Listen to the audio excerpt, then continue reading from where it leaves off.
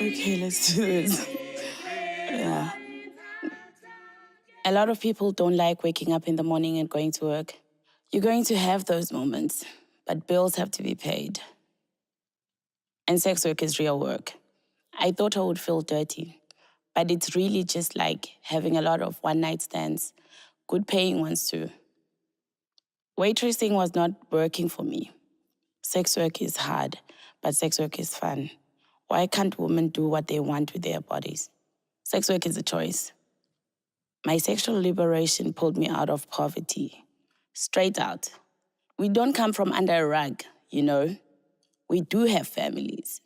I'm a mother, I'm a daughter, I'm a sister, I'm an activist, I'm a law student. I am who I am. I'll be whoever you want me to be if the money is right, and I choose to perform.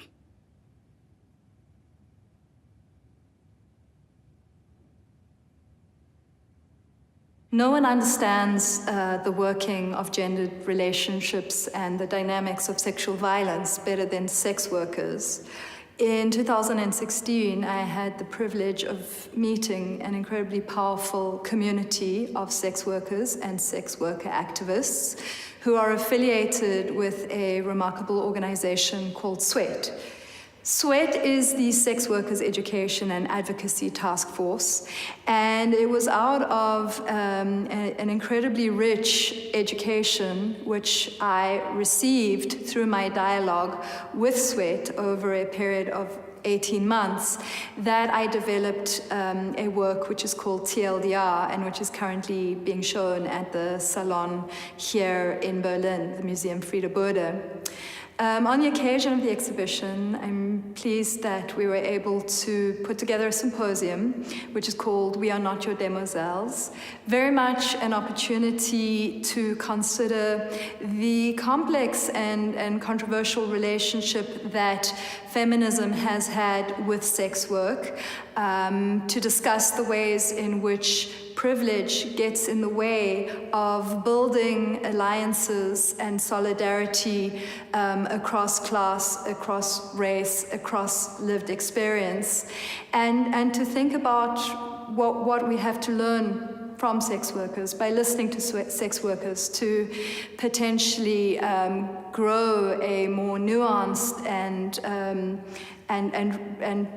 deeper feminism which takes into account the lived experience and the exposure to sexual violence, not only of people at the top of the feeding chain, Hollywood actresses and their kin, but also to consider the ways in which sexual violence and gender-based violence touch the lives of people who are living precariously, included amongst whom sex workers. We Are Not Your Demoiselles is currently a symposium and an exhibition that is at the Frieder Burda Museum. It is a work of art that was done by CANDICE BREITZ with the advocacy group, Sex Workers Education and Advocacy Task Force. And yes, it's a bunch of us sex workers, mostly Black, who are out here saying that we have our own voices and we're choosing decriminalization of sex work. We choose it because we also understand that it is a feminist stance that should be taken globally. It says we are not just commodification and we shouldn't be commodified by the male sex or artists, but let us as sex workers actually have our own responsibility and our own freedom and liberation of our own bodies. Do not take it away. It's a one-on-one interaction with some of the most powerful sex workers you'll ever meet. We choose to do sex work, and we choose to feed our kids off it. I'm a journalist and the author of Playing the Whore, the work of sex work. I'm going to talk about the celebrity industrial complex and the role that journalists play in shaping representations of sex workers. We're going to think about the ways that journalists play up social causes, play up their own roles, advancing social causes, and the ways that they bring in celebrities as sort of stand-ins for the communities most affected by these issues, because people are more likely to listen to a celebrity than, in this case, a sex worker.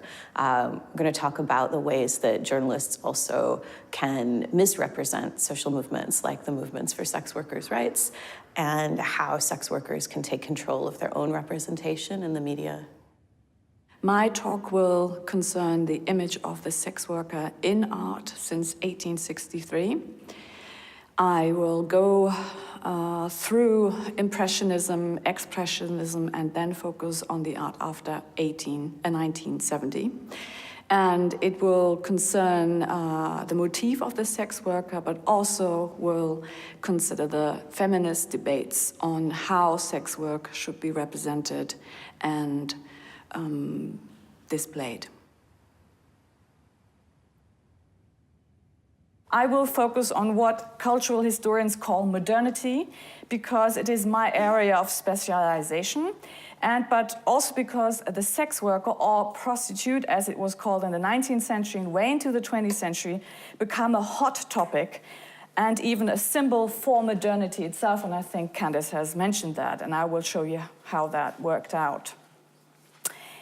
This is because around the mid-end and end of the 19th century, sex workers selling themselves are seen to be the ultimate commodity, and therefore are regarded to stand for a total capitalist economy. No wonder then that modernist artists took to the subject of sex work and feature sex workers, especially starting from about 1860, and I mainly will be talking about French art, mainly Impressionist art. To paraphrase Griselda Pollock, a feminist art historian, it is a striking fact that many canonical works held up as the founding monuments of modern art deal with female sexuality and do so in the form of commercial exchange. So, that's not very focused somehow, but can you think you, we didn't check that. It's kind of blurred. I hope you see enough. Well, this is going to be difficult to rectify because it's up there. Anyway, I will keep talking. The motif of the sex worker appears again and again across the modern art historical canon. Several of modernism's most definite and widely celebrated so-called masterpieces, including Edouard Manet's Olympia from 1863 and Pablo Picasso's Les Demoiselles d'Avignon from 1907, that you can see here, feature sex workers prominently, effectively casting the viewer as the buyer of sexual services. So you've probably noticed that by now that this symposium takes its title from this work on the right, which you can hardly see, but I hope that will kind of get a little more focused later.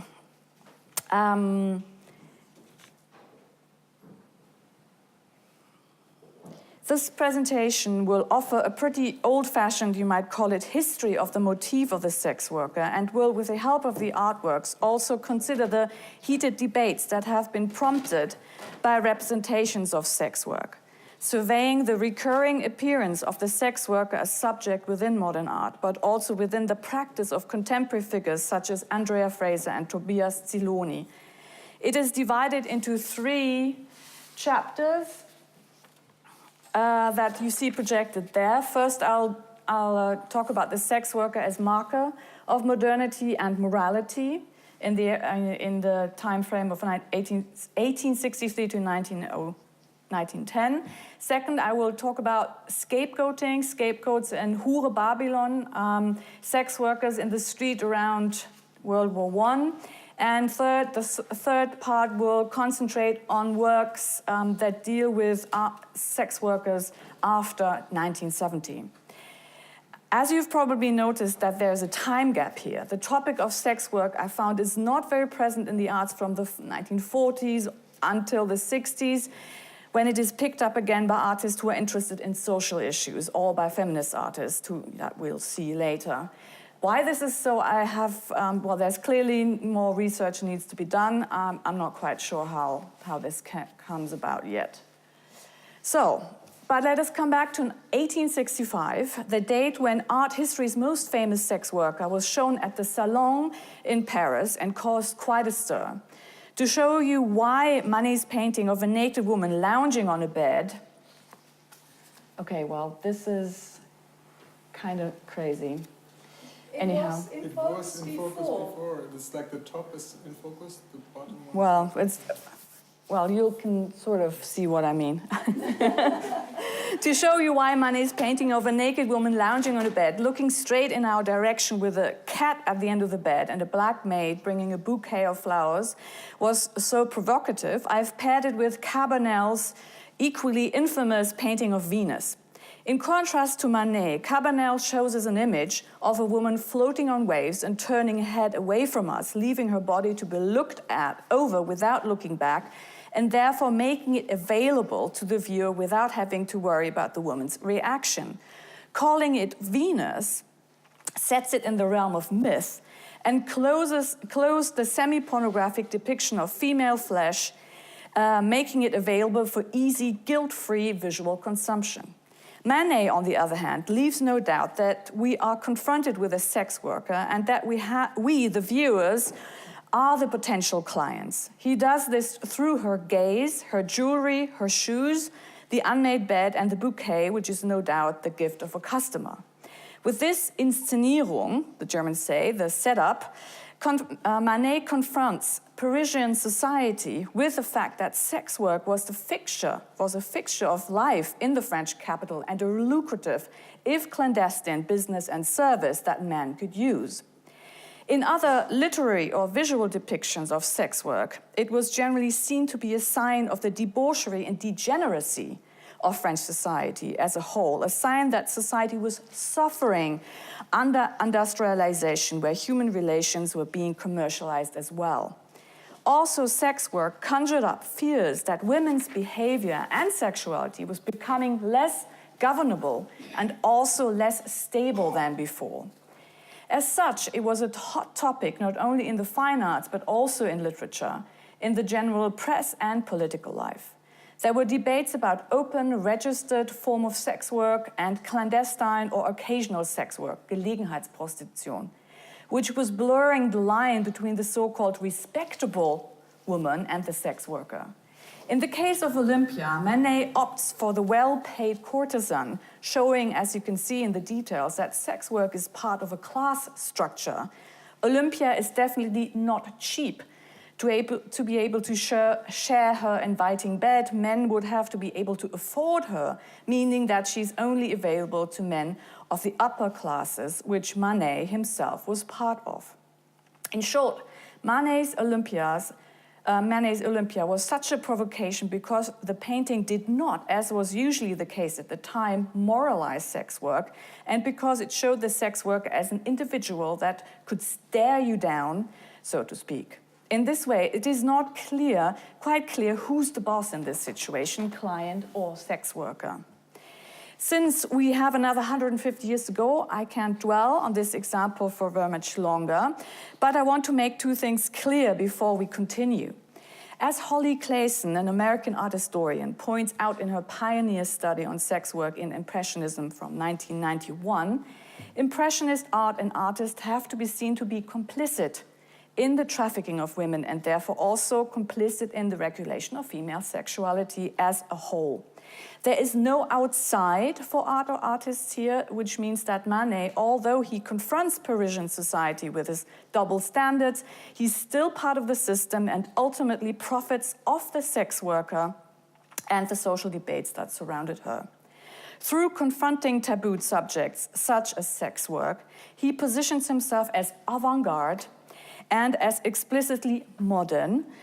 That is, he thematizes the topic of modern life, of which sex work as a commerce is an integral part. No modern life without sex work, no modernity without sex work. Secondly, without very few exceptions, we are mostly confronted with a male view of the sex worker. There are very, very few women at that time, women artists who approach the topic, and only in the 1970s we have a more balanced situation gender-wise. Later on, I will show you one woman artist who approached the subject in the 20s, but that's really the exception to the rule.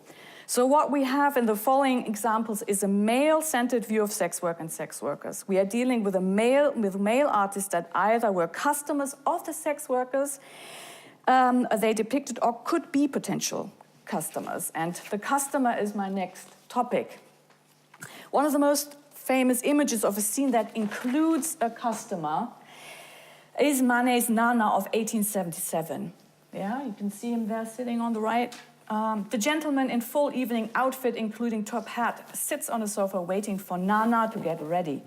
She is shown in her underwear, a sure sign of the sex worker. No respectable woman, quote unquote, would have had herself portrayed like that. Looking straight into our eyes, she's about to powder her face and apply lipsticks, which at the time would have also only been used by the demi-monde woman. As in Manet's Olympia, this look, or self-assured stare, I would say, is absolutely extraordinary. There's no shame, no coyness, it is not even really flirtatious. She acknowledges our presence, involving us, drawing us into the scene, whereas the customer seems to be unaware. Are we the next client? Are we the madame? Next work, sex work is presented here in an almost matter-of-fact, sober kind of way. And it is clear that the sex worker is self-assured, even powerful. She's no victim, and she's not an apparition or a dream, like in the next example, in which Cézanne, another canonical artist, gives us his take on Manet's Olympia. Cézanne picks up Manet's title and shows the customer sitting with his back to us, looking at the sex worker who is presented to him surrounded by what seems to be a cloud of whiteness. The white woman is accompanied again by a black woman who seems to lift a veil or a white piece of cloth as if she was showing the goods to the man sitting on the sofa. The cat and the bouquet shown in Manet's version are also there, but altered or changed in size. Here, the transaction about to take place is clearly in a brothel, and it is also clear who is looking, selling, and buying. What is not quite clear is whether the woman is a dream, a fantasy, or the real thing. Set slightly higher than the customer, who is thought to be Cézanne himself, she has a frothy, slightly vague and unclear quality that is supported by the way she's painted and her position within the composition. According to Clayson, this image and several others with a similar theme address Cézanne's own attraction to the stylized, romantic form of eroticism offered in the deluxe brothel of 1870s Paris. The tension in this picture, she says, the tension between realism and fantasy bespeaks an altogether modern clash between the fantasies of the perfect pleasure to be found in such a place and the anxiety that desire will not be fulfilled or even be mutual. Thus, Cézanne questions how pleasure is actually provided through sex work and what role male fantasy and desire plays in this exchange. Another prominent example where the customer is shown to interact with a sex worker is Edgar Degas' series of small monotypes, a print from around 1879, 1890. They are much, much smaller than what you see here, right? They're small images, so, it's not really what you see here. It's like these small things, meant to be looked at in private, yeah? That's important. Clayson calls it one of the most unorthodox images of brothels in the 19th century. And I think when it comes to the customer, she's right. I show you two examples where you can see that Degas focuses on the sex workers waiting for customers in the brothel. Notice how Degas leaves the center of the picture empty and scatters the sex workers around that empty space, showing them lounging naked or half naked on sofas. It is the moment when the customer is about to choose one of the sex workers, a moment of display of female bodies that in Degas' version is a mixture of tension and ease at the same time. In both monotypes, the customer is about to step into the picture or has just entered the picture frame, and with that the salon And it's on the left, there's just this leg, basically, you can see on the left, that is entering the image. Just only part of the leg, right on the left. The sex worker orientate themselves in the direction of the customer, of whom we only see half a leg and his foot. So without even really being present, it is clear for whom this spectacle is for us and for the client. In the left example, we get a glimpse, no, on the right, we get a glimpse of a shadowy madame who runs the brothel and is on eye level with the customer. In the next scene, the story unfolds and the customer is taken by the hand by one of the sex workers. But he doesn't seem to be fully convinced or even seduced, standing there in full dress with his hat and cane firmly on the ground. Equally ambivalent is the next situation. The client looks at the woman without much interest or passion. Here, I want to draw your attention to Degas' depiction of the women. Scholars agree, and I do too, that Degas does not idealize or drape the women's bodies in the same way as was usually done in the softcore pornography photographs that were ubiquitous at the time. Degas shows the sex worker to be chubby and a little awkward in their movement, which gives them a more realistic air. Nevertheless, he does draw on stereotypes when it comes to their faces and hair, for example, in these two prints.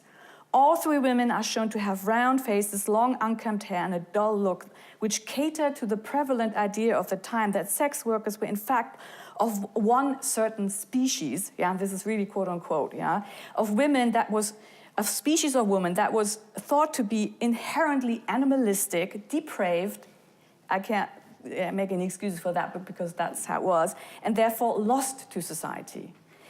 This ideology was part of a wider late 19th century evolutionary scientific discourse on the classification of human species, where men and women who did not fit into bourgeois style of living, such as whatever, freaks, sailors, circus people, black people, so-called delinquents of any kind, were thought to be inherently bad and therefore must be kept separate from the rest of society. What I'm saying here, when it comes to Degas, is that while his images are unique in the way they show the ambivalent interaction of sex worker and customer, they still perpetuate a stereotype of sex worker as depraved that was prevalent at the time and helped marginalize the sex workers and sex workers in general. So, now, let us turn to the work of Henri Toulouse-Lautrec, who, similar to Degas, focused on the sex worker within the brothel, as you can see on the left, but also depicted places of casual sex work, such in his image of the Moulin Rouge on the right, and I think those are the most famous one. The atmosphere he creates through his intense colors contrasts with the relaxed or even bored women's faces that seem to stare into space. Give me a sec. There are no customers inside here. We, the viewer of the picture, seem to be alone with them, getting a glimpse of a private moment of brothel life. Lautrec is famous for actually having moved into a brothel for a time. That was his address officially for a year or so. He was a paying customer, openly admitted to it, but is also said to have been a well-liked visitor by the sex workers and the madame who run the brothels, establishing an intimate relationship with both the sex worker and the madame. Lautrec painted more than 50 oil paintings on the theme of the sex worker and brothel life and produced several series of prints on the topic. So while his work would be worth focusing on just by itself, I can only pick out the most notorious of these series, starting with this one called Medical Inspection. Oh no, this is the next one, Medical Inspection, where we see two women lining up with their skirt in their hands are over their shoulder. At this point, it is important to mention that Parisian sex workers were subject to routine medical inspections. Sex workers in brothels had to be registered with the police, and brothels were licensed and paying fees to the police. There was even an official guide to brothels in Paris called the Guide Rose. Coming back to the medical inspections, their aim was not to protect the sex workers. Clients were not inspected. Medically controlled sex workers were thought to protect the customer. from the social, mental, and physical consequences of venereal disease such as syphilis, which was spreading wildly and was a huge social problem at the time. Coming back to the painting by Lautrec, on a formal level, it is particularly striking that Lautrec uses the black stockings to draw attention to their buttocks and their legs, letting their skin appear particularly white, almost see-through. This way, he focuses our gaze on their lower bodies and their sexual function. But still, the demeanor of the sex worker is matter of fact, almost bored or annoyed. Although it seems to be an intimate scene, it is clear that the women have no right to intimacy. They are subject to state control, not owning their body. This changes in the next two examples that I show you here, in which Lautrec apparently gives us a glimpse of real intimacy between two sex workers and realists, quote unquote. Usually these images, of which there are only two examples, there are several others that are much like them, are interpreted as being sympathetic to the situation of sex workers, an attempt to look behind the scenes. Still, they are not made from the point of view of the women, but from the clients. And the client is also center stage in my next example, although he's not even in the picture. I'm talking about Pablo Picasso's Les Demoiselles d'Avignon, painted in 1907, and at last in my first section, and the last in my first section of sex work as markers of modernity. Picasso's preliminary drawing, one of the very many preliminary drawings, shows that he originally intended to have male-clothed figures within the composition, which would have made the identification of the scene as representing a brothel easier or clearer. Ultimately, Picasso decided to leave the customer out of the picture, situating him in front of the painting. And it is for the client standing in front of, and now sort of the client actually is standing in front of the painting, and this is who these women are displaying themselves for. This impression, this client in front of the painting, is further helped by the size of the painting, and I wanted to show you here images of people standing in front of it, because it's 2 meters and 43 by 300, it's more than life size. It's been hanging in the MoMA since 1933. It is in their permanent collection, and it is almost always on display. The art historical litany about the Demoiselles is that it marks the invention of Cubism and therefore the beginning of abstraction, which was thought to be the pinnacle of modern art. The painting was not always called Les Demoiselles, but started out Le Bordel Philosophique, which could mean two things: the philosophical brothel, or, since bordel can also mean disorder or chaos, philosophical chaos. It was later changed into Les Demoiselles d'Avignon, indicating a street name in Picasso's hometown of Barcelona that was famous for its brothels. Almost all art historians agree that the painting lacks a narrative, and the four women in the painting are positioned next to each other without establishing any relationship between each other. Yeah, they're sort of isolated. They are rightly described as an onslaught onto the viewer. That is, they stare the viewer down in an almost threatening manner. Leo Steinberg, who has written the most cited essay on this work, describes the picture's effect as an intensity of address, a tidal wave of female aggression, a moment of overwhelming proximity. This staring is achieved by turning the two faces on the right into masks and making the eyes of the two women in the middle bigger than usual, referencing Iberian African masks. It is common ground that in his Demoiselles, Picasso puts together the primitive with the feminine, as well as with a threatening form of female sexuality, perpetuating the stereotype of sex worker as an essentially different species, a dangerous other that, on top of everything else, is solely responsible for the spread of venereal disease, and especially syphilis. Interesting enough, on the website, on MoMA, although this is really like the basic art historical take, this is nowhere to be read, right? They don't make that a subject. As the centerpiece of the Museum of Modern Art's collection and the kick-off for Cubism, the formal interpretation of this masterpiece has been at the center of a feminist debate, and art historians such as Carol Duncan have criticized the formalist interpretation of the painting. Formalist meaning, the pinnacle, the beginning of Cubism. So, have helped to mask that formalist art historical narratives have helped to mask the explicitly male heteronormative experience and fear of feminine sexuality that is really at issue here. The picture's display at the MoMA helps to define modern art history as a struggle of men to control women and the space around them. And I quote Carol Duncan, through Picasso's imagery, the men, lay claim to public space as a realm under masculine control. Transformed into art and displayed in the public space of the museum, the self-displaying poses affirm to male viewers their membership to the more powerful gender group.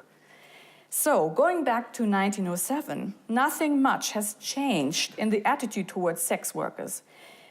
Artists who want to be modern still have to work through the image of the sex worker and the potential threat of feminine sexuality out of male control to arrive at avant-garde art, which is Cubism in Picasso's case. So as much as the Impressionists, in the same way, Picasso profits from the sex worker once again.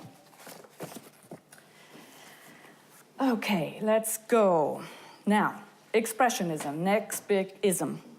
Let us change places, leave Paris, move to Germany in the years around the First World War, shortly after, leaving Cubism behind and looking at Expressionism.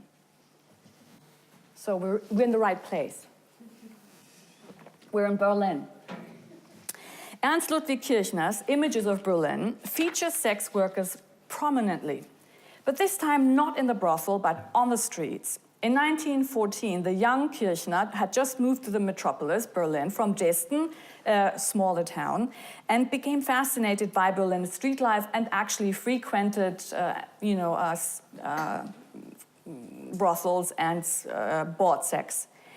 These elongated ladies in elegant dresses and veiled hats placed on roundabouts or walking the pavement populate most of Kirchner's paintings at the time. I'll show you some more.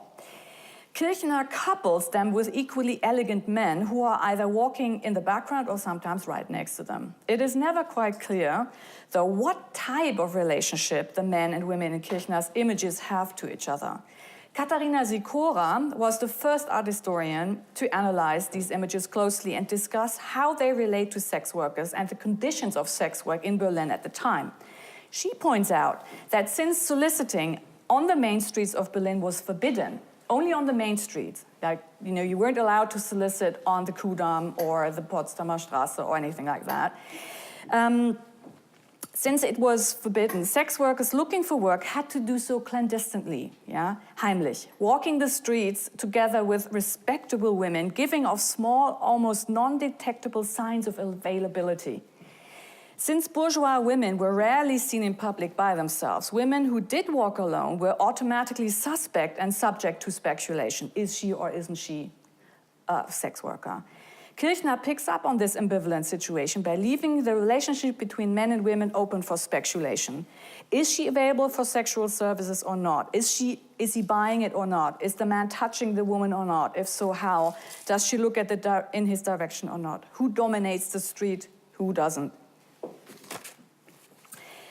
Kirchner's iconic images, in his iconic images, it is clear that the woman who is in charge, even though the men might dominate them in numbers, as in the right example. This perpetuates the idea of the then common idea of the modern city as a place of fleeting connection, a place of transition, and a place of sin, almost, Sex work being, of course, part of that sin. Of a place where the balance of power is lost in favor of corrupt women. That's what it means when we say Hure Babylon. I'm not saying that Kirchner is being a moralist. That is certainly not the case. Overall, his images convey an equal amount of fascination as much as an atmosphere of threat. As an avant-garde artist, as much as all others before him, he sides more with the other side of society than with bourgeois morals. Nevertheless, his images of the city as a territory of threatening feminine sexuality is on par with similar depictions in literature and philosophy at the time, and therefore caters to male angst. Male angst is certainly not a problem for Otto Dix, which is my next example, who, after having been a soldier in World War I, drew and painted and printed great many images of sex workers. As in this example, these images are set in wartime, but are mostly executed in retrospect. So now I'm going to show you the most spectacular one on the left. In World War I, sex work was organized by the German military in brothels, officially, yeah? So you had official military brothels close to the frontier, mostly in Belgium, sometimes with forced labor, right? This situation was hotly debated, but argued for by the military command as necessary to keep up morale of the troops. So, of course, women at home were saying, no, we can't have this, we can't have these prostitutes working there, but no avail, they still existed. In Spiegelsäle in Brussels, on the left, we have a puppet-like couple that seem to go through the motions. Their bodies reflected and cut up through the facets of the mirror.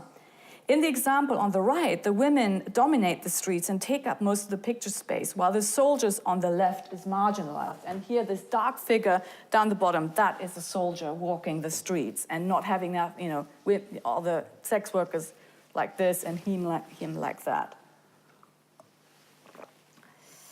Okay, let me get on. This image of profiting, yeah, sex workers and marginalized, crippled soldiers is further solidified in Dix's most famous and iconic work, Großstadt, from 1927 and 28, where on both side panels, left and right, Dix presents us with a series of strongly made-up sex workers that trot on or ignore war veterans, lying or sitting on the ground. So here you have, well, very shadily, one sitting on the ground or then having, you know, with crutches.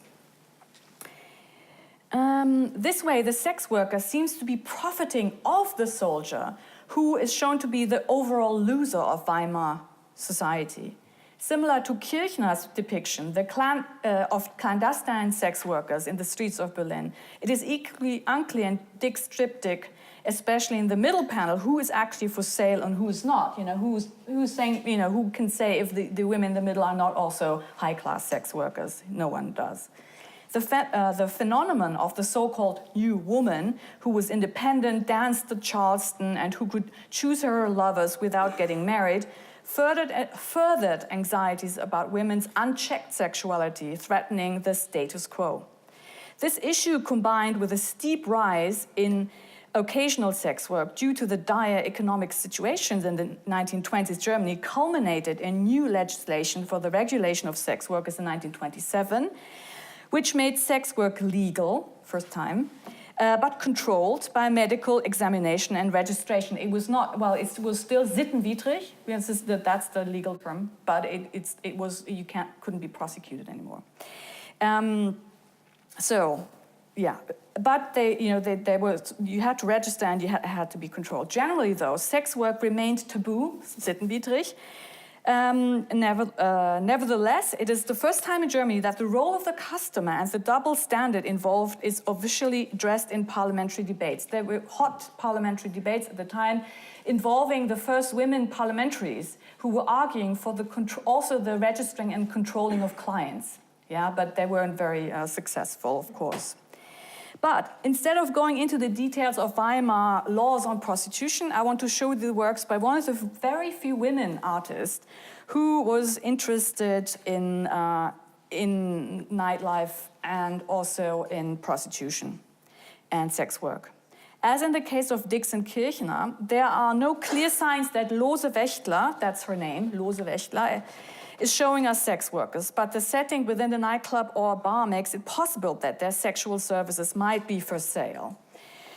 The next watercolor deals with the issue of sex work in a more direct and open manner. The woman sitting with her back to us is most likely a sex worker, chatting to a man sitting across from her in a nightclub on Hamburg's most notorious red light district, St. Pauli, and this is what it's called, St. Pauli. It is debatable whether, it's not from 1930 actually, it is debatable whether Lose Wächtler's depiction of sex work differs significantly from that of her male colleagues. At least in this image, the woman takes up as much space as the man she's talking to. The composition is divided into a female and a male half. The dancer and the sex worker mostly dominated by red on the left side, and the musician, maybe the pimp or customer or musician, all in black on the other. So it's sort of divided left, right, like diagonally. Her widely spread legs imitate the man's posture, and they seem to be on equal level, at least physically. But still, she's naked, he's clothed, which means that he's not as strongly sexualized as she is. Personally, I cannot make up my mind whether we have a more sympathetic view of sex workers in Lose Wächtler's watercolors or not. I think it is still an ambivalent depiction of a profession that was stigmatized at the time and was a fascination and profitable subject for avant-garde artists exactly because of that stigmatization.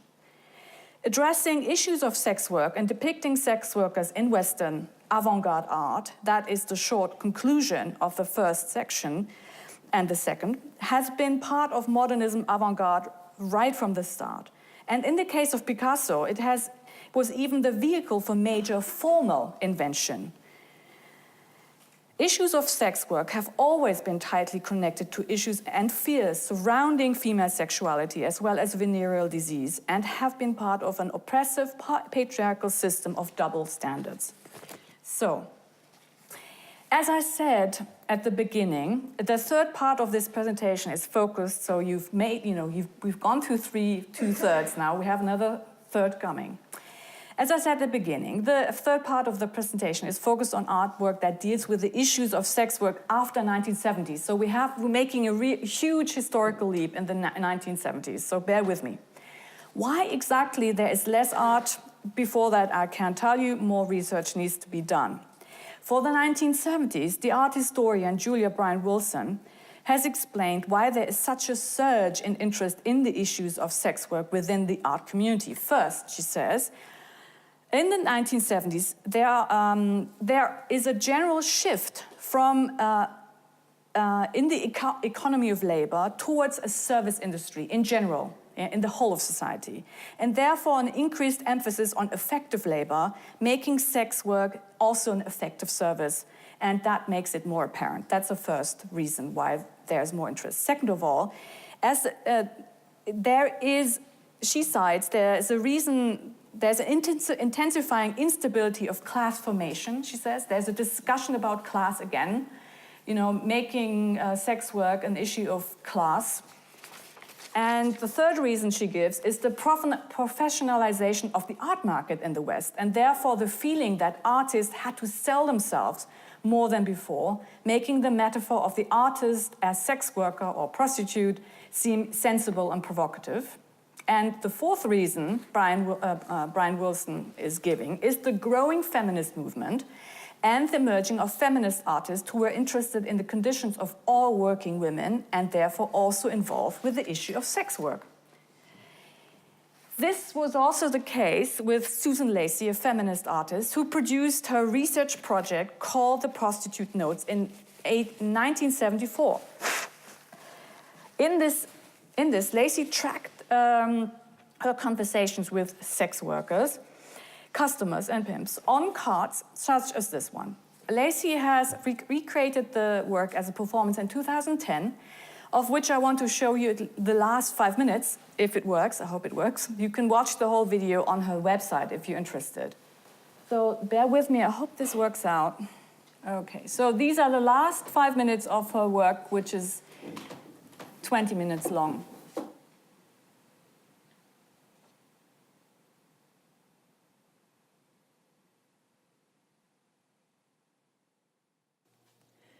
July 20th, 1974, a night out with the boys. Brian is my best friend Paul's lover. He used to be a male prostitute. We take off, me with lots of makeup and wearing a dress and looking rather hard and hoe-like. We drive to Selma Avenue and Brian stands alone on a street corner. I lean against a church on the other side of the street, watching. Brian certainly does outclass the other boy hookers as he talks and gestures to men in slow-moving cars. Men drive by thinking I'm tricking. Curiously, I'm not afraid because maybe Brian is there and it's not dark yet.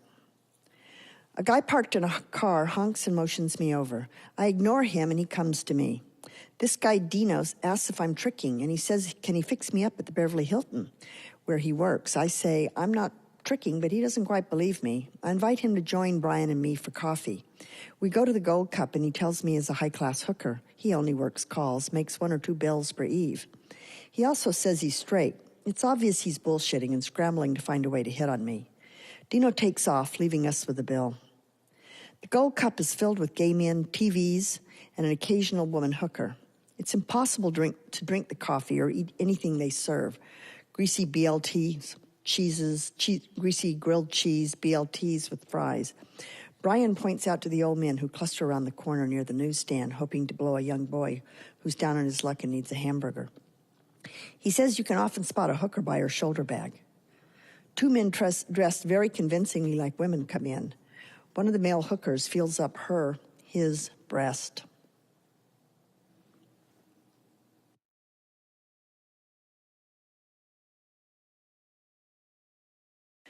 We go outside and stand looking at nude magazines on the corner of Highland and Hollywood.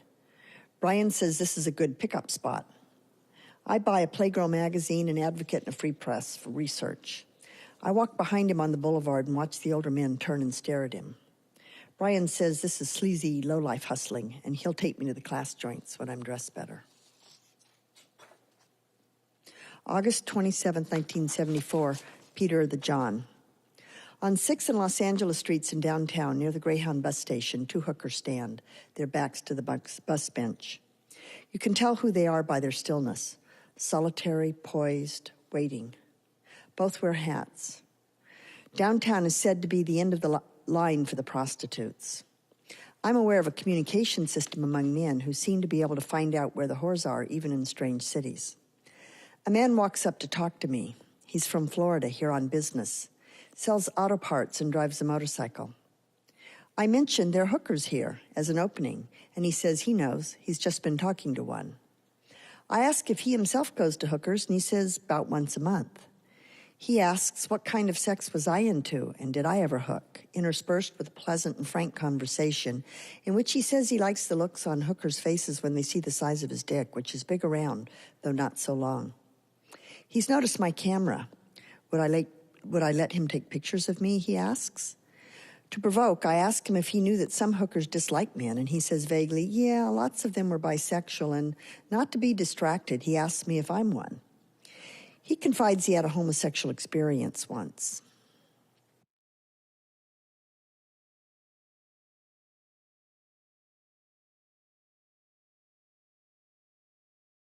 He says that he doesn't want any of the Black or Chicano women who are here tonight, but that he's looking for a white woman. I know this is a coded invitation. We're in a subtle language game, one I understand to be predicated on my volition, one not underscored with a threat of violence. I recommend the Gay Bass Forum on Melrose that my friend Paul, Brian's lover, frequents. Thrust. Perry. I ask why he goes to hookers, and he says it's easy, uncomplicated. You can leave all the hassle afterwards. As we're talking, several hoes walk by and give me unfriendly looks. Cars are stopping everywhere. Men follow hookers into rooms. Some leave quickly, as if they can't agree on a price. As you probably noticed, Lacey avoids representing the sex worker, her or himself. And she talked about male and female sex workers. Instead, it is a discursive work that tracks the community involved in sex work within the city, looking to understand the motivation and causes for or of sex work. By popping up the questions in between the sections, such as, did you ever wonder if you were desired for your money? Has your boyfriend picked up a hooker when you weren't in town? Or have you ever had sex out of a feeling of obligation? Lacey did not intend the piece to be a detached research project, but wanted to explore her own and the audience involvement in the service economy, where effective work can be bought and sold, and where relationships are effectively economized. Oh no! Oh no! No! No! No! No, I want to go to the next slide. Yeah, here we go. A more spectacular piece also took place in the 1970s. Artist Marina Abramović, you probably know her, actually traded places with an Amsterdam sex worker. Abramović's performance Role Exchange was staged in 1975, and Abramović spent the time of her opening of her show at the Apple Gallery in the window of the sex worker. The sex worker in exchange spent the same time at the opening in the gallery. And for those who don't know Abramović is the one at the top and the sex worker is the one at the bottom.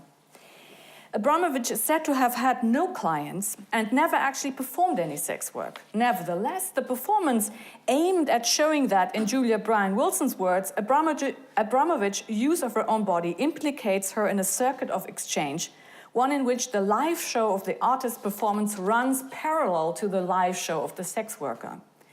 A similar strategy is apparent in the work and the performance. Well, here's another image of the exchange.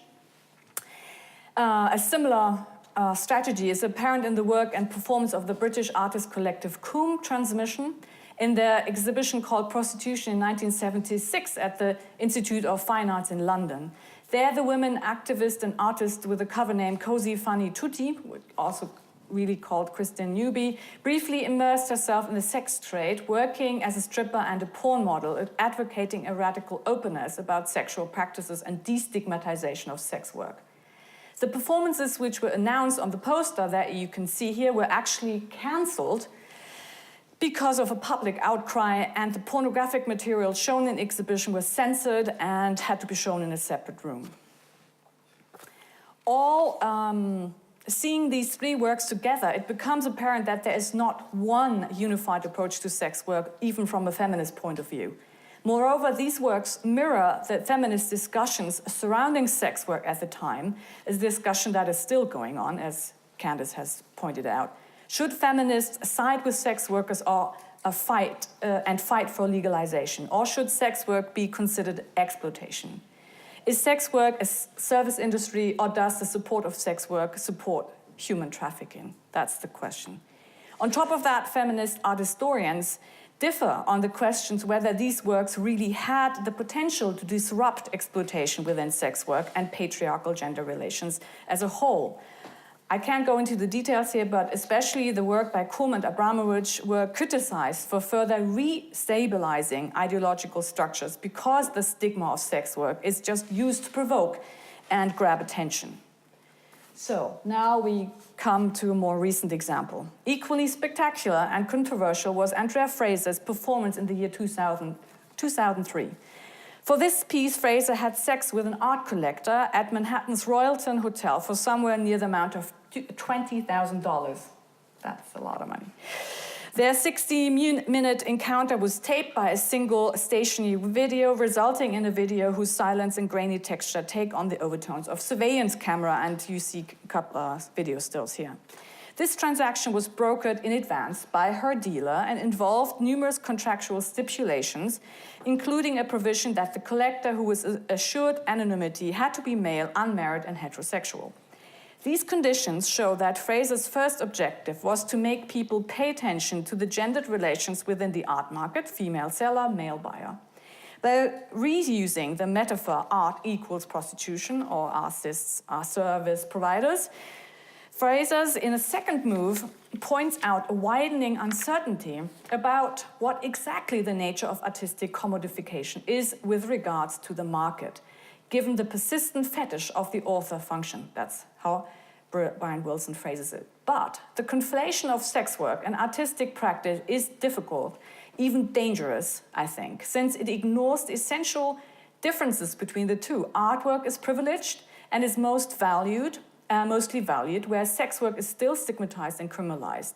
I agree here with Brian Wilson when she says that, and I quote her now, to imply that artwork and sex work are mirror economies of each other is to ignore the struggles, exploitation, and hardships of sex work and to diminish the real privilege, access, cultural value, and capital that accompany artistic work. So, final section, another 2 pages to go, and then you've made it. To close, I want to present to you 2 series of photographs, one very recent and one video on the topic of sex work. All 3 use documentary techniques and are not interested in the equation of sex work to artwork, like the examples before. Instead, they focus on the image of the sex worker and the social conditions of sex work and how it influences their lives. Amos Bardetsch's photo book, titled Baltimore Portraits, published in 1999, shows black and white portraits of male sex workers taken in the 1970s. So these images are taken in 1970s and 74, but they were actually only published in 1999. Each portrait is combined with handwritten notes below it or surrounding it. I'll show you another example. These are Bardetsch's notes, and he chronicles in his own handwriting what he knows of the sex worker or was told by him, his personality and the experience he went through as a sex worker. It is one of the few works that focuses solely on male sex workers, and it is an attempt to give them a voice, even if that voice is really that of the artist. Bardetsch's aim is obviously not to make visible what is usually hidden and stigmatized, a standard didactic artistic procedure where the role of the artist seems to be in between compassionate friend, neutral archivist, and empowering social worker and activist. Produced in a similar vein is the video of Judith Siegmund titled Fremde Freier, of which you see a quote and a few video stills here. Siegmund interviewed 3 sex workers from Eastern Europe who work right across the German border and therefore serve German clients because German clients cross the border into Poland or Czechoslovakia, mainly because it is cheaper sex work. The women speak of their experience with these German men without turning their face to the camera. Topics are the Germanness of their clients, their anonymity, and the client's need for intimacy rather than sex. Through these standards, basic documentary techniques, Siegmund sheds light on the cross-border working conditions of sex workers, as well as the behavior of the client, which is the part of sex work that is usually discussed the least. So, final slides. Finally, I want to show you Tobias Ziloni's photo essay, Jenny Jenny, from the years 2011-13, with which I want to end my presentation today. In beautiful atmospheric color photographs, he portrays several young female sex workers at their workplace, the street, brothels, or hotel rooms. Oh yeah, well, it's hardly visible. Okay. Akin to Toulouse-Lautrec, he seems to have gained the sex workers' trust and was able to produce intimate images of their bodies and faces, effectively giving the viewer, us, a milieu-studie, in English a study of milieu, that fluctuates between distance, fascination, and seduction. As Ziloni's work and the other examples attest, the artistic involvement with the fascination for sex workers is far from over. Sex workers in today's art production might not be the markers of modernity anymore, as they were in the late 19th century, where my journey began. But they still feature as marginalized and sometimes even as stigmatized. Although, at least in Germany, women and men selling sex are now officially workers, paying taxes, and have access to health insurance, there's a new law from 2017 forcing them to register with the authorities again and have mandatory medical examination. This implies that sex work is still in need to be monitored, yeah? Just like in 1920s Weimar Berlin, posing a threat to society. Equally ongoing is the feminist debate about whether legalizing sex work supports human trafficking. As long as all these issues are unresolved, sex work will continue to attract artists interested in social conflict and issues of sexuality and gender equality. Art's entanglement with sex work will continue to produce work that addresses and at best interrogates issues of power, pleasure, exploitation, and economic exchange. Thank you.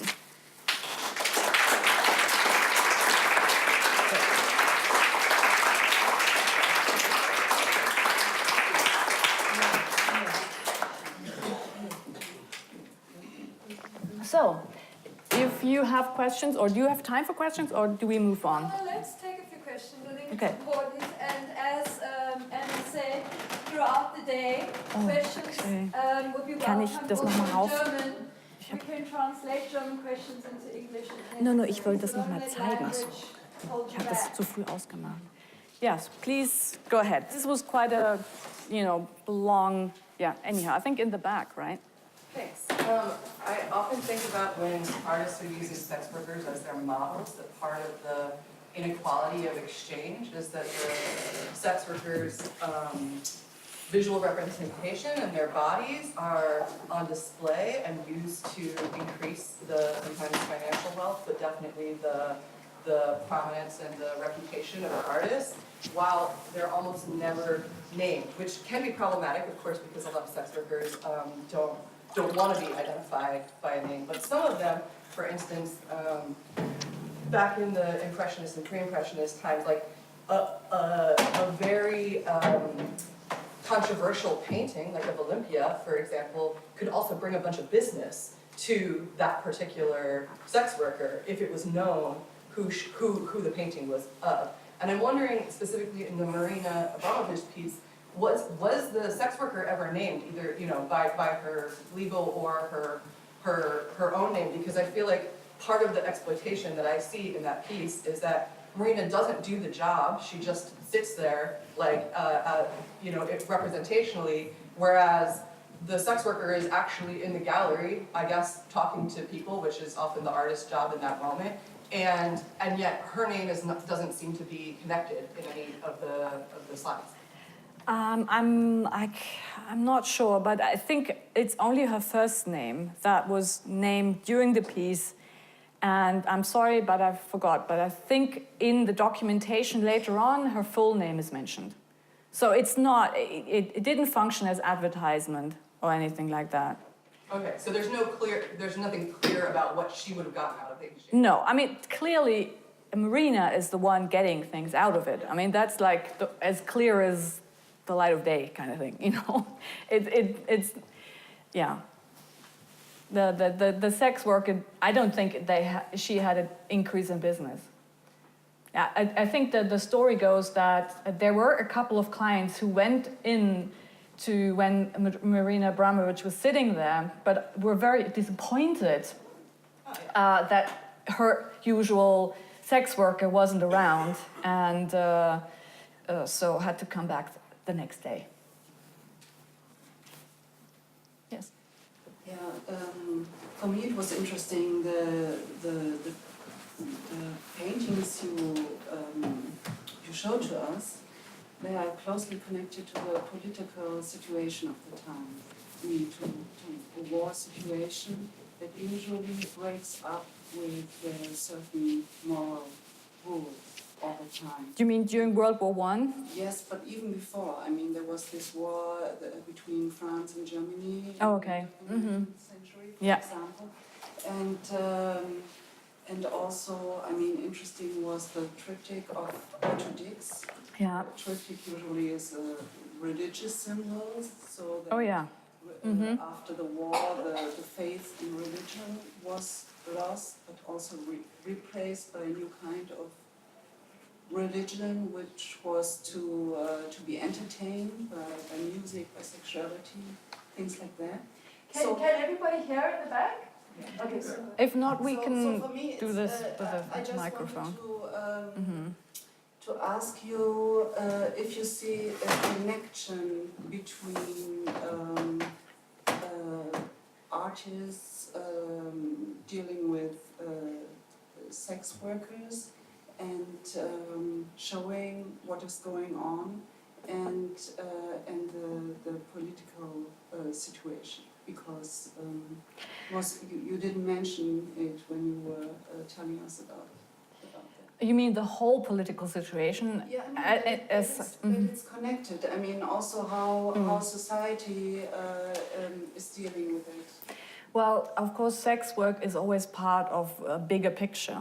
Yeah, it's always part of legal regulations, laws, enforcement, medical issues, just like syphilis. This is connected to marriage because, women were getting infected through their husbands. And of course, this is a huge topic that you could widen and give a whole, I don't know, you could start from sex work and give a very broad idea of what was going on, for example, in the Weimar Republic. People have done that. I mean, it's not something that is, you know, new or something like that. You know, the work at the time was really intensely involved in the politics of the day. I mean, that was the aim of people like Otto Dix and all people who were first involved with Dada and so forth. But, I mean, that is not to say that the Impressionists weren't. I mean, there's lots of art historical work that has shown that they, although all their stuff looks so sweet and so, you know, enticing, it still engages with the most important political issues of the day, such as sex work, you know. Yeah, so, yes. So I guess that what is probably the most productive way to use this time is to give you guys a chance to see the work. The work really is my way of trying, from the perspective of a feminist, from the perspective of privilege, from the perspective of a white South African, which is unavoidable information in order to understand what's going on in this work. My attempt to think through some of the debates that we're tackling today and thinking about during this session. And I will just tell you very briefly, because I think it'll be easier to speak when we're back in the symposium, very briefly how this work was developed, just technically. So after I met SWET, the Sex Workers Education and Advocacy Task Force in Cape Town, I felt a need in some way to offer my services, basically. I wanted to do something, but I had no clue what I could do that would be useful or interesting, or that would be mutually beneficial, which would be something which would not just be about serving myself as an artist and helping myself to the topic of sex work, helping myself to the identities of sex workers. And so in that early stage, what I said to my interlocutors at SWET was, I said, we agreed that it would be interesting to collaborate and to bring our skills together. I'm a storyteller. I'm somebody who knows how to frame an image and how to tell a story. SWET, on the other hand, is a very, very savvy, very experienced activist community. And they bring to the work, obviously, a lived reality, lived experience, both as sex workers and as activists. So I said to them, listen, the simplest thing I can do is to offer to make a picture of this community. So the work really starts with 10 intimate interviews. Can everybody hear me? Okay. The work starts with 10 interviews with members of the SWET community, and the work takes place across 2 rooms. So in the first room, you get the chance to spend time with 10 of the sex work activists and sex workers from the SWET community. They represent a very diverse range of generations, of experiences, of language backgrounds, of social backgrounds. And for me, this is really the treasure in the work. This is what matters in the work, the fact that each of these people has a chance in their own voice to introduce themselves and to give you an insight into their daily realities. But what SWET and I realized once those interviews had been filmed and once we had captured them, something I started to speak to you about early. I think a lot in my work about the attention economy. On the one hand, when you deal with a subject that is as convoluted and nuanced and heated as sex work, you really can't do justice to it and you really can't adequately represent without going into detail and without thinking, in complex ways. But at the same time, we know TLDR, too long, didn't read. It's very hard to hold on to people's attention for a long period of time. So I went home after filming these 10 interviews with the SWET community, and I listened to the interviews and I transcribed them. I had a very nice residency in Bellagio in Italy with a beautiful lake. I spent the whole 10 days writing down the interviews while everyone else was swimming, because I felt like getting close to these interviews would be the way. I knew I wanted to do something else, but I didn't know what.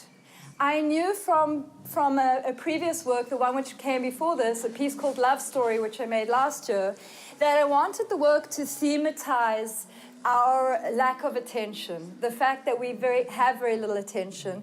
And I wanted to find a form by means of which not only to advocate for this community in South Africa, as represented by Sweat, but also to locate Sweat's work and Sweat's challenges within a much larger global landscape, right? Because the challenges faced by sex workers are different from one country to another and one context to another, but essentially the battle against destigmatization and decriminalization is consistent. And what's amazing about advocacy groups like Sweat or like HIDRA in Berlin is that they are networked and they are in contact and they are learning strategies from each other and sharing strategies. So I wanted you to think of this community in South Africa very specifically, but I also wanted you to be able to imagine them as being representative of struggles which happen all around the world. So I came back to Sweat and I said, let's make a musical. Let's find a way to tell the story which doesn't feel hard. I mean, the minute you say sex work, you lose 95% of men, if 99, let's face it, people. I mean, look at this audience, because obviously gender is unimportant for men. Obviously, men have nothing to do with sex work. So as we see today, it's like it's not a topic of interest to men. So the question was, how can you take a topic which so few people give a damn about outside of NGOs and sex work advocacy organizations, and make it interesting and make it available and break it down in ways which would make it accessible for a broader audience than just other feminist friends. I think I won't say too much more now. I will correct in advance one of the misconceptions around this work. The story in this work is told by a young white child. He is 12 years old. I will be telling you more about this very precious child afterwards when we come together. He is not a sex worker. Some people who have seen the piece have assumed that this child is a sex worker. What needs to be made absolutely clear is that sex workers never are in favor of it has nothing to do, child prostitution has nothing to do with consensual sex work. I think that what I should do is just invite you to spend some time in the work. On the one hand, the very straight documentary approach, interviews with people who are speaking from their daily experience. On the other hand, my attempt to bring you that story in terms which might make it possible to take immense complexity and break it down, and hopefully win people over. This work does have a desire to make people rethink their ideas about what a sex work is and what sex work is. The language in the work is drawn very strongly from the Sweat community. The T-shirts that the activists wear in the work are Sweat T-shirts. The slogans are drawn from their history of sex work activism. The posters documenting the death of sex workers from this community are part of the activist practice and activist protest props, if you like, of the Sweat community. And we'll have more time to discuss this, but maybe I just invite you right now to have a look at the work. You need to know, for those of you who may want to come back when there's more time, you need to know that there are 10 hours worth of interviews in the archive. I call it an archive because I think of it as an archive, as a tool of research, as a way to move beyond a superficial understanding of what a sex worker is, what a sex worker does. The other room, the 3-channel video installation, has a duration of 1 hour, and it starts on the hour. So if you come back and you want to see the story told from the beginning, it would be good to arrive at 12 or 1 or 2. You're probably going to catch it in the middle. Or should we start it again, Alex? Should we start from the beginning? Is it Sophie? You want to start? Do you have a ladder? So because of how many we are, in the interview room there are 20 pairs of headphones. 20 people can be in there simultaneously. This is not a space that usually has this number of people in it all the time, so we have to make do. I think what's important is for you to just get a taste. For me, my priority would be for you to get a feeling for the sweat community. The word community really resonates. This is a community of people who know each other very well and who have been working together for a long time. Feel their presence. Criminalization of the sex worker and the buyer and anybody who lives off the proceeds. What this means is that, also in legislation, it's supposed to say that when you are actually caught in the act of sex work, then you are supposed to be arrested. But because there was no specific criminal law that actually could do that, we tend to get arrested. And by the way, I'm a full-time sex worker. Before being an activist, I'm in an activist space because I'm a full-time sex worker. I just want to let you know so that you walk out here knowing that you're speaking to a sex worker. Nothing about us without us. In South Africa, we believe in that motto. So what happens is that they use bylaws to arrest us. So you are found walking on the street, and then they will arrest you, which really is kind of like we're walking backwards, because if you remember South Africa in the apartheid days, a lot of black people were arrested under bylaws for not carrying their identity cards. And now they're just doing it to sex workers. So I think one of the reasons why we advocate for decriminalization of sex work is really that. But how can our own country say that they're liberating everybody else and then we're still getting arrested under the same context that our forefathers were getting arrested? But not only that, because the law is framed in this way, it means that there's a lot of discrimination and stigmatization that happens to us sex workers, especially if you're a mother, you have a kid in the township and they're going to school and you become known as a sex worker. Your kid will go to school, and because this mother has talked in a lounge sitting with her own kids about how bad a mother you are because you're doing sex work, will go to the kid in the playgrounds, but your mother is a whore. It's not even put right. It's called mahosha most of the time, which is a very derogatory term. And this affected us, and it affected our livelihoods. It affected how we're raising our kids, because we know we're good mothers. We know that we're doing the best for our kids. So this is why we became activists. Our activism ranges from public awareness, which is much more of the lobbying of the community to actually start accepting sex workers for who they are, and for the work that they do, and to remove the sex and start seeing it as labor. It also includes our own community outreach, where we actually reach out to other sex workers and try to find them in hard to reach and darker spaces, to make sure that they actually know that there's a larger community of people like them who want them to be protected within the law that we're currently living under. Which then brings me to how we met Candice, right next to me. One of those dark areas happens to be Woodstock. Woodstock is a gentrified place, like Candice had described before, and a lot of sex workers actually work there.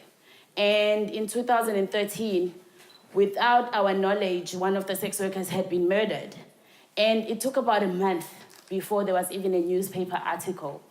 And it was only after they had seen the footage and seen that the car registration in the car belonged to an artist, a painter, Zwelithini Mthethwa, that it was actually written about this murder, about the woman dying. So basically, without it being an artist, there would have never been any knowledge of the sex worker dying. And it kind of outraged us at first, because we're like, but okay, so a woman died in such a brutal way, and nobody actually wanted to speak about it. Nobody wanted to write about it. But now, because it's an artist that's actually killed her, you want to talk about it? Well, let's talk about it in the context of actually having justice for the woman. And that's what we're here for. we're here for getting justice for Nopila. And this continued as a struggle up until last year when he got arrested. But along the way, there were also quite a lot of pulling between us and the art world, because also in 2016, one of the biggest sellers of art, Strass & Co., made an article where they said, well, Mthethwa could just make a killing out of his work right now. We're like, you playing with a woman's body like that? We're going to put you down. So we started attacking them on the media, but then we got attacked by the artists. But then in the end, we kind of reached a compromise. We're like, okay, we'll just retract that, and whoever's selling, sell, but do not attach Nopila to it. Until 2017, there was actually so in our National Museum, they had an artwork space for women during Women's Month. And they had Mthethwa's work, which is called Our Lady. It was part of an exhibition called Our Lady. And then again, we had to fight our own government institutions. But also we had to make the other feminists realize that this is a struggle that is not just for sex workers. Their work, which some of the artists that Candice knows, was actually put next to a murderer's work and being glorified. And this is where we met Candice. And we went to this gallery. We protested, but we're not alone this time around. This time around, we had actually found the intersectionality to say that as women, we cannot be dragged down by men so much. And we cannot celebrate women, we cannot keep on celebrating men that actually do not have any respect for women at all. Even the artwork that he had, it was of some predominantly picked up woman that he did not name, he did not do anything, and he was celebrating a culture that most of us are actually against as feminists, the culture of lobola, where it's, so lobola is your parents get money based on your virginity so that you can get married off, which is kind of like contradictory also, because our parents can commodify us, and the men can commodify us, but we can't be commodified. This is how we met, Candice. So maybe I'll throw some images into that just to put into pictures. That is the name of the woman who we remember through TLDR, Nokopila Kumalo. Her murderer was Weletu. This was the exhibition that NOSIPHO has mentioned. I'll just because it's so amusing, I'll tell you the statistics on this exhibition. This was the South African National Gallery deciding we better do something about gender. There's only men in the collection. Maybe this is December 2016, South African National Gallery wakes up and they think, maybe we should do something about gender. So they put together this lovely show, which is called Our Lady, not colonial at all. And it was a group exhibition, I believe, of 26 artists, meant to re-examine gender and think in new terms about gender.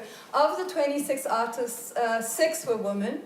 Yeah. I'll just give you a moment to digest that. And I'm including also non-binary artists and women, the 6. The remaining 20 artists were men. Good start to our first exhibition on gender. It was curated by 3 white women. You need to know that South Africa is, I believe, 92% black. 8% of South Africans are white, about 92-93% are black. Of the 20 men on this exhibition, there was a single black man. Guess which one? A man who had murdered a woman, Weletu Mthethwa. And this is the image of, this was the photograph by Weletu in the South African National Gallery. By complete coincidence, this is NOSIPHO. Basically, we decided to take this exhibition down. So we got together at the South African National Gallery, and they were so scared that they removed all the works before we arrived. There was a public talk.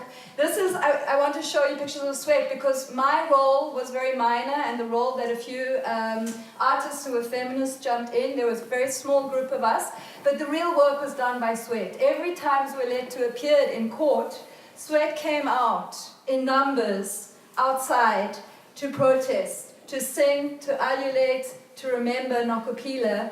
And I think you'll recognize in these photographs many of the protest slogans and signs that you found in the work, all of which are documenting Sweat's practice.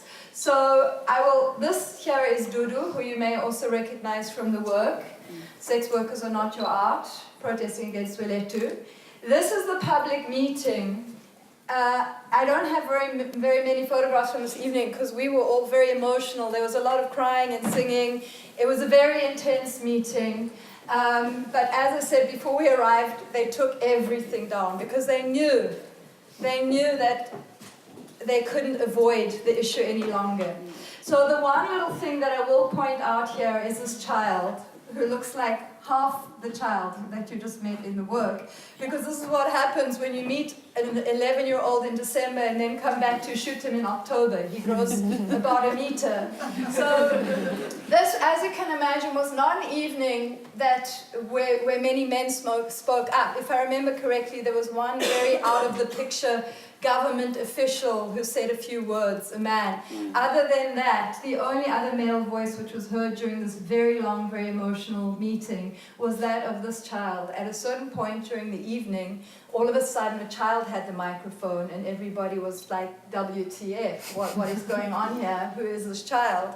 He picked up that microphone and he gave a feminist speech that most adults would not be able to deliver in a child's voice. He stood up and he said, I don't know why adults don't get that sex workers are people. I don't know why these people don't understand that when somebody's murdered a woman, you don't bring one of his works, which is an image of a woman, and put it on the walls of the South African National Gallery. That would be a little bit like sending Oscar Pistorius to represent South Africa at the Olympic Games while he was in his trial for murdering his woman. So this is my way of answering the question which you're going to ask about where I found this magnificent child, who happens to be himself an incredibly articulate child. His mother is a leading gender justice activist. Her name is Marion Stevens, and she leads an organization called Sexual Reproduction and Sexual Reproductive Health and Justice Coalition. That's it. That's the one she leads. Marion is the mother of Zanny, and as such, Zanny has grown up woke. This is a very woke child. He's known this community of sex workers and activists since he was a baby. I believe that he's been babysat by them. So, obviously it's difficult to bring a child into this content if they have no relationship to it. And I just want to show you, before we open up the conversation, I just would like to show you a few images of Sweat in their natural habitat. These are some of the activists at Sweat. Some of the faces you will recognize. Again, there you see Nosy in her yellow vest. There's Dudu, there's Lesejo behind, there's Gabby, who you will also recognize from the work. And again, these t-shirts are very much part of Sweat's way of spreading the message. We were thrilled to see lots of people walking around Berlin today wearing Sweat t-shirts. This is what Sweat looks like when they go out onto the streets to do things for real. You can see that in the choice of language in the work, we're drawing on these posters, which usually are made with a lot of collective energy before a protest, very quickly, pieces of cardboard, a bit of paint. This is what you would see if you went to a Sweat protest. You know what you would hear because you've heard a lot of the protest songs. And I just want, and I thought I would also mention that these pants, in the work you see the sex workers on the left and the right wearing Sweat t-shirts. Orange, as you've managed to figure out, is the signature color of Sweat. It is also the color of that prisoners wear in South African prisons. So if you're a prisoner, you immediately get given. This is our president, Jacob Zuma, a proud sexual violator, a proud rapist himself, our ex-president, who has led the country for the last 8 or 9 years prior to the arrival of Cyril Ramaphosa. So I must admit, very nervously took this idea to Sweat and said, what do you think? Since you guys are classified as criminals, should we just appropriate that? I noticed that the orange was the same. I thought they were going to say, get the fuck out of here, but they actually liked the idea, so that worked out well. But we didn't like your person that you sent us to. The one who was fitting you. Which is what I want to actually maybe touch on a little bit, because I know that you're going to be left here with the question of, but Candice is white. And we're talking about privilege. And we're talking about exploitation of sex workers by artists, right? And it's something that we actually had to really think about. A lot of us, we were like, okay, we are not going to be extracted. Our information is just not going to be extracted, and then somebody is getting bowling and they're rich and sex workers don't benefit. We actually did sit down as sex workers, believe it or not. But I think what came out was that when we first met Candice, we also recognized that she had the ability to politically and correctly actually point out to people what sex work is. And for her, she even aligned it to the fact that what happens in the art industry is more likely what happens to sex workers sometimes, where a lot of gender power plays out, and you have the males actually taking up more space, and you have females being oppressed most of the time. And just for that, we were like, okay, we're gonna work with her. But also we wanted our voice to be kind of like in the platform where we say, we are here, listen to us. Yes, we're gonna use this white woman to put out our work there, but we also want our work to be known, and we also want for people to not just know the work of sweat, but we want the work of sex workers globally to be known, especially those who actually advocate for decriminalization of sex work. And we're gonna be that voice.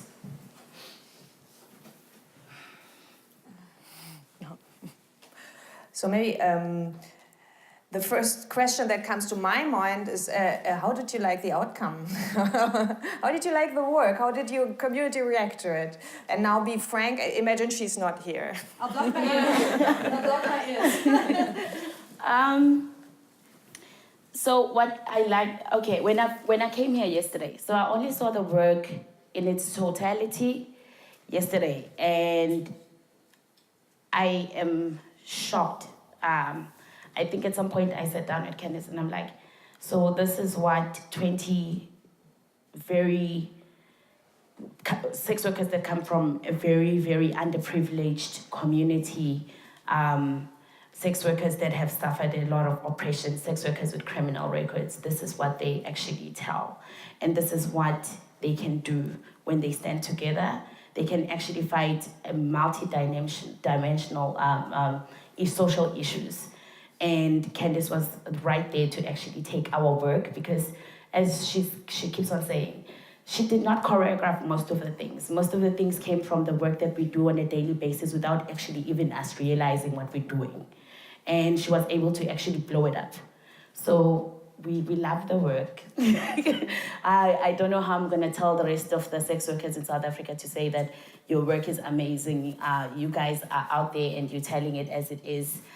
You're telling it for even the sex workers that are still underground and don't want to come out and say that they're sex workers because they're too scared. But I'm going to try and go and tell them that it's awesome. Their voices are heard. And you already addressed the question of her whiteness. And I think maybe there's been a lot of discussions now recently about who represents whom, and is it okay if a white woman talks for black women? So maybe could you comment on your feelings about that, and in the work there's also a reflection of this problem, and so maybe you could describe a little more how you try to avoid this problem. So, I think or hope that it's obvious to everybody in this room that when an artist who comes from privilege enters a space of precarity, a space where people's lives are at threat, a space where people are making do with very little, where people have entered life with very few resources, that everything can go wrong, and that the dynamics are so fraught, especially in South Africa, where the disparity between women like myself and women like NOSIPHO in terms of what we start off with is so extreme. And this is really a question which I think about a lot in my practice, because it would be, I think, much easier to back away from these kinds of situations because you know that this is an accident waiting to happen. You know that there are a million ways that you can get it wrong. There are a million ways that you can misrepresent. There are a million ways you can be disrespectful. But on the other hand, to not take on that challenge is to miss out an opportunity to try and build alliances across difference.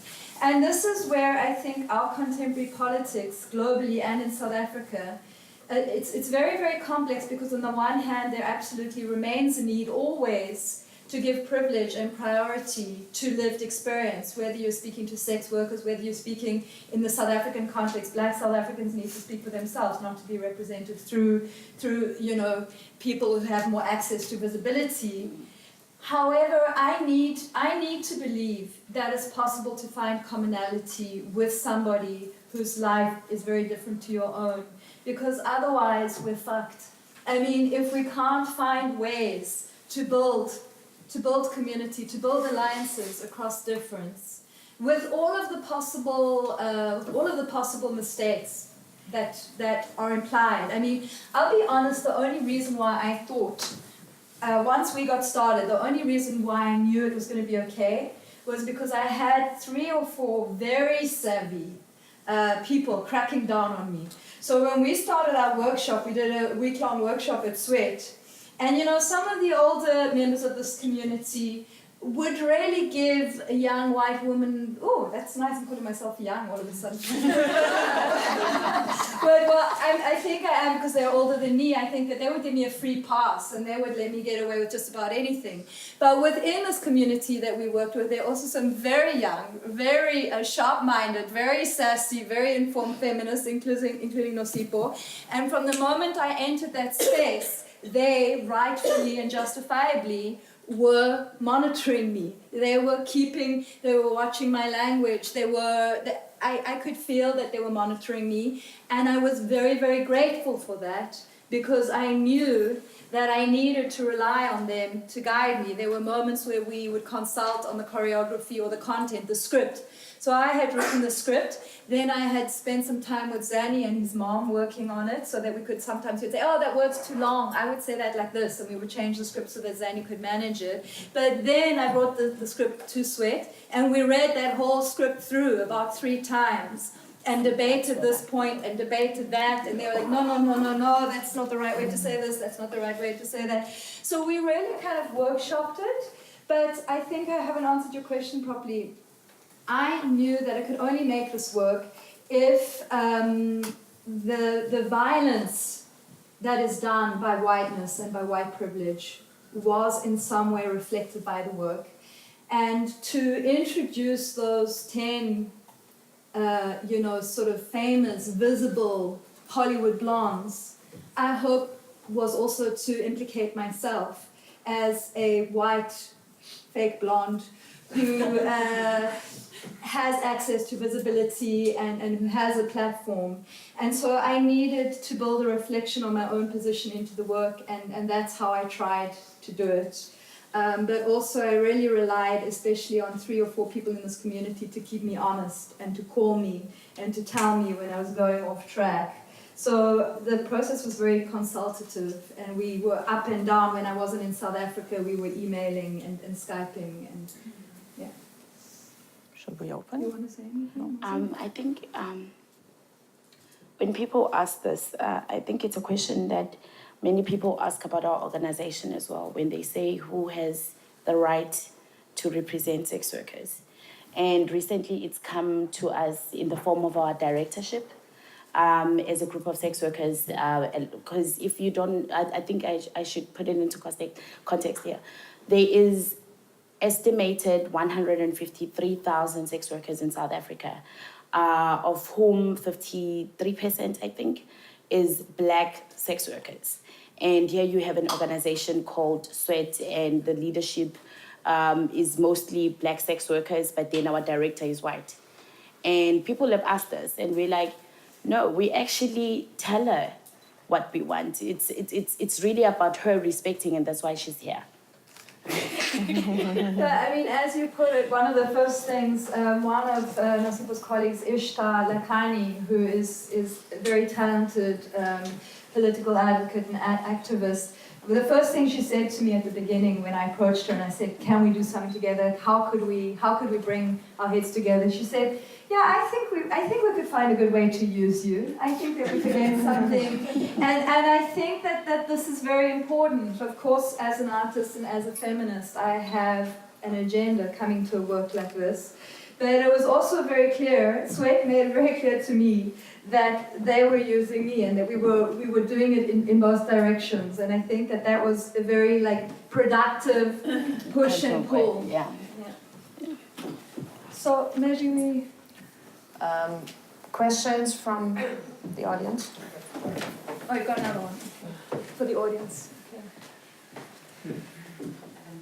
Okay. I have a question for Candice. Why did you choose to, or why did you decide to take a kid as storyteller instead of somebody of the community, whereas you were so focused on giving ample space for different people to express themselves?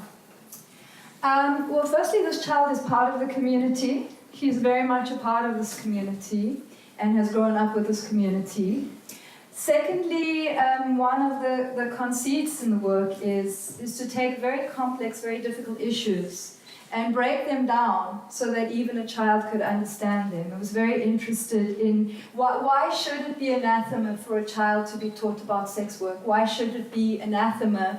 Why this is really part of the stigma. Why shouldn't a child grow up having explained to him or her what sex work is, what role sex workers play in our culture?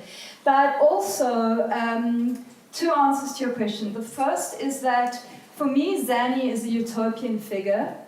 Zanny for me represents a possible future in which white men have a different relationship to the world and a different understanding of the world and could possibly play a different role. And so he is a child who's on the brink of puberty. At the time that we shot, his voice was breaking. He's not yet a white man. And I was interested in that utopian potential. Here is a young white boy who understands intersectional feminism better than most adults who studied.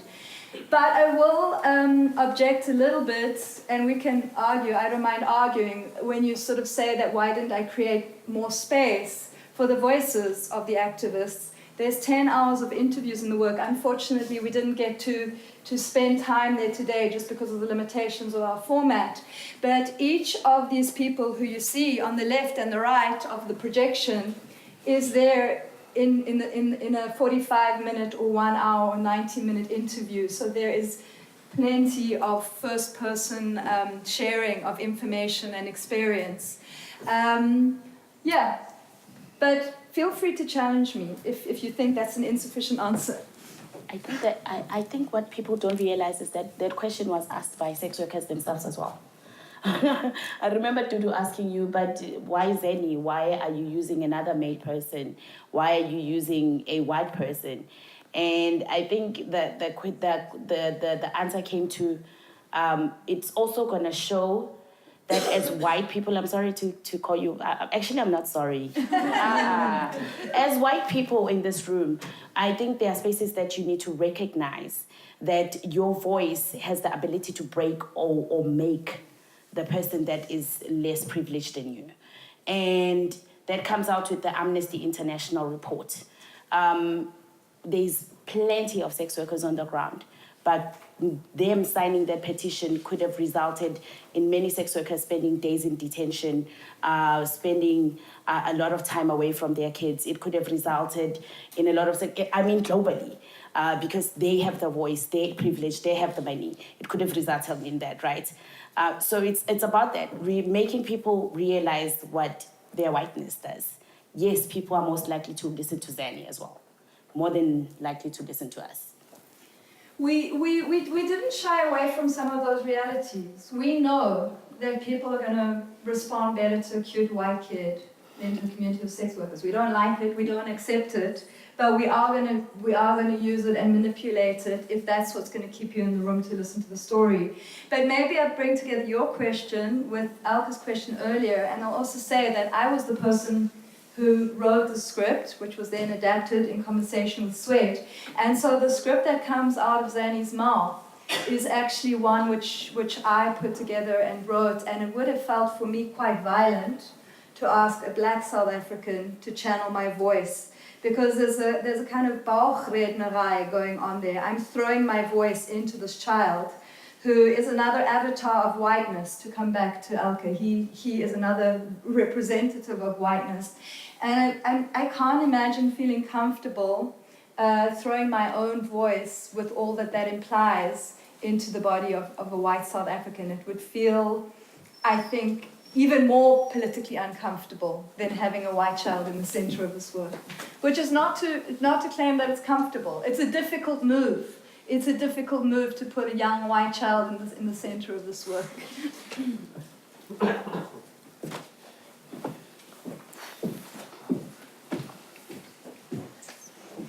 I have a question for NOSIPHO. How many of the people in Sweat are out? What are the risks about being out in South Africa? And I saw a lot of people wearing masks at the demo pictures, but also in the museum, it seemed like a lot of people were with their faces. And what's going on there? And then the second question is there something that we here in this room can do to support Sweat? And can you tell us what that would be? Your question. How many sex workers are out? Under their real names. Under their real names, yeah. Oh, I don't mean necessarily under their real names. It could be working names, but just that they feel that they can present their faces and their voices. So one of the biggest challenges has exactly been that with growing the national sex worker movement, which is called Sisonke. It's very hard when you know that nobody's even, first of all, people are going to question your own choice. People are going to stigmatize you. It's going to be hard to live in the community. You most probably, most of the time, because of the criminal record, not going to be able to get another job. So it's always hard for people to actually come out and say that I am a sex worker, right?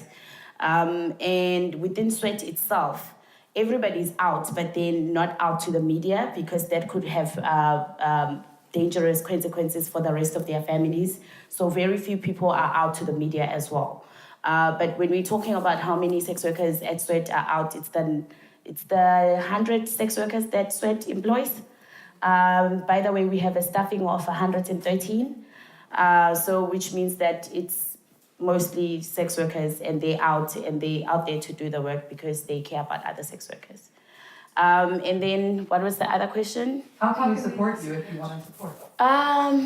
Okay, you can go online, you can go into our website, you can interact with the Say Name campaign, you can donate, you can sign petitions when sex workers ask you around the world to sign petitions for decriminalization of sex work.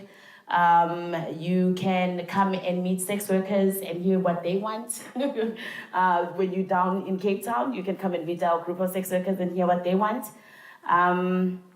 And keep advocating for decriminalization of sex work. And I think also it's to include sex workers in spaces of feminism, because when we first started the feminist group at Sweat, which we still have no articulation of because English is so hard and people are not that educated. So when it comes to feminism, we're still struggling with a lot of things, but we know one thing for sure. We're fighting for our rights to our bodies and our choices. And so if you go to feminist spaces and you believe that you're a feminist, first of all, include sex workers, because we're fighting for the same thing. Unless, I don't know. And also include trans bodies and non-conforming bodies in your feminism. I think that's quite important.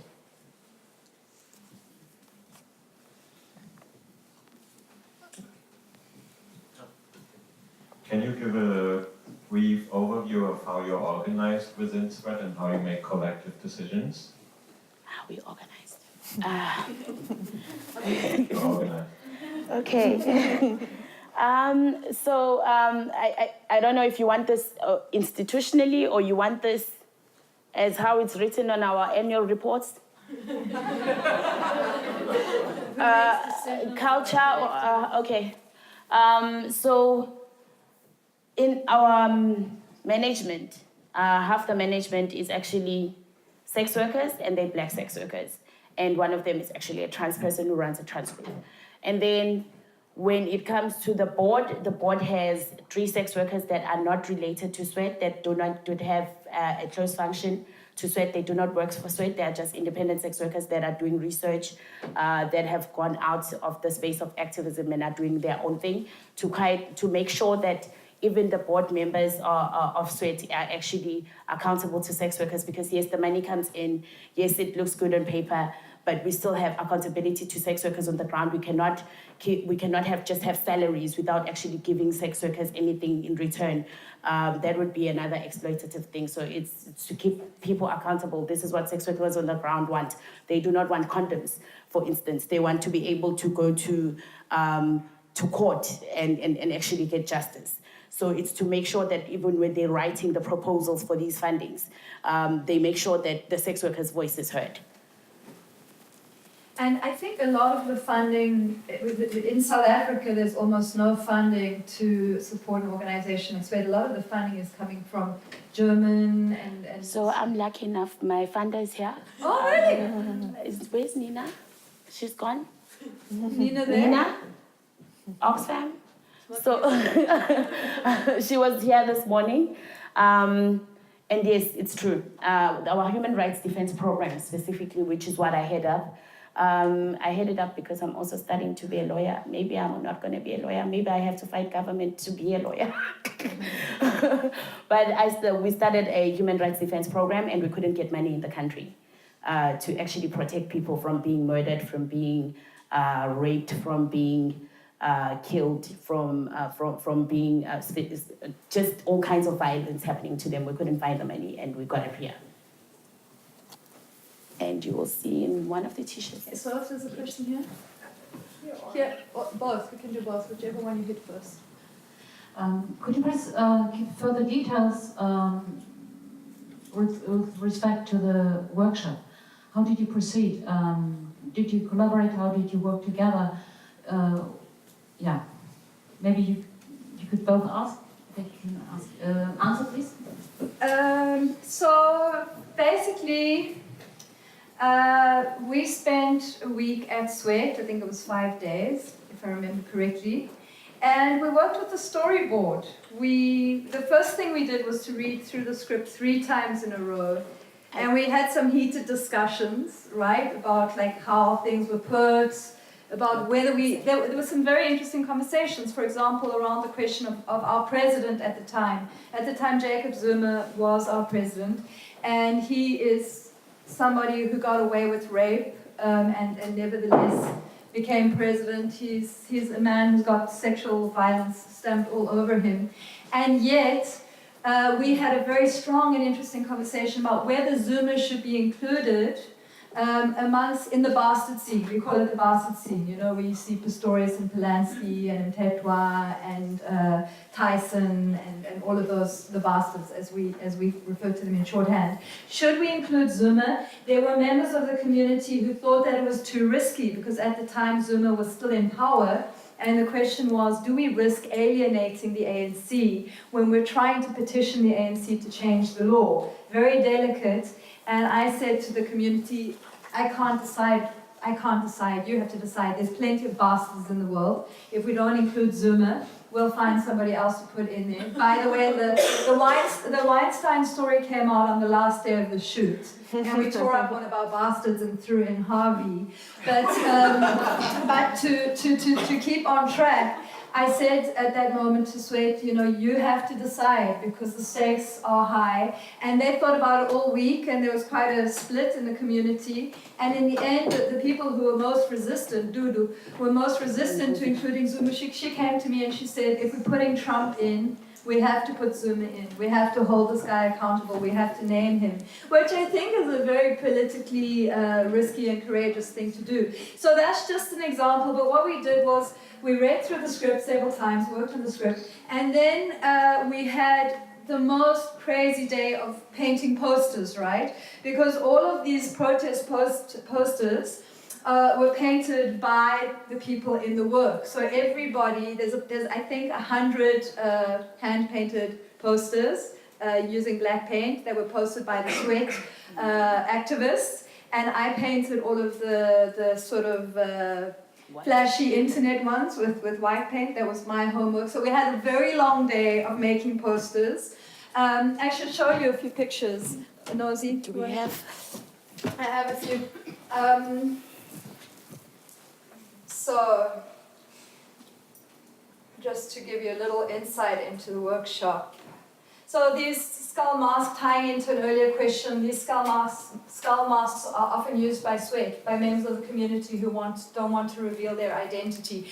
Only 2 members of our cast are out under their real names. That's NOSIPHO and Duduzile Dlamini. The others all operate under assumed names, working names, for their own protection. This is the workshop over here. This is our storyboard. So this really was the first form of the work, and as you can see, we're figuring out, early on we thought that the lips were going to go on the side screens. You can see that the lips are still there. This is Sweat Space. This is where Sweat headquarters are. And it was very much, we had an amazing woman called Catherine there on the left who, while we were painting the posters, she was adapting the t-shirts and the pants. People wanted to customize their t-shirts and their pants in a variety of ways, very creatively. So she was working on the wardrobe in the background while we were painting posters. My parents were making the white privilege masks. So the white privilege masks are by my white privileged parents. There they are in my studio in Berlin. That's Sweat. This is the headquarters of Sweat after a few days of painting the posters. Then when there were breaks or when people were just relaxing, I asked them if they would be willing to come up with a scene where they improvise some of the protest songs. And I think maybe I should, or you explain to people, Nosy, what these songs are and how they fit into South African culture and South African protest culture. The protest songs that you hear throughout and then at the end. So I had to explain this to Patricia earlier on. The songs that are sang there are... So in South Africa, we toy a lot. I don't know if you guys have ever heard of toying.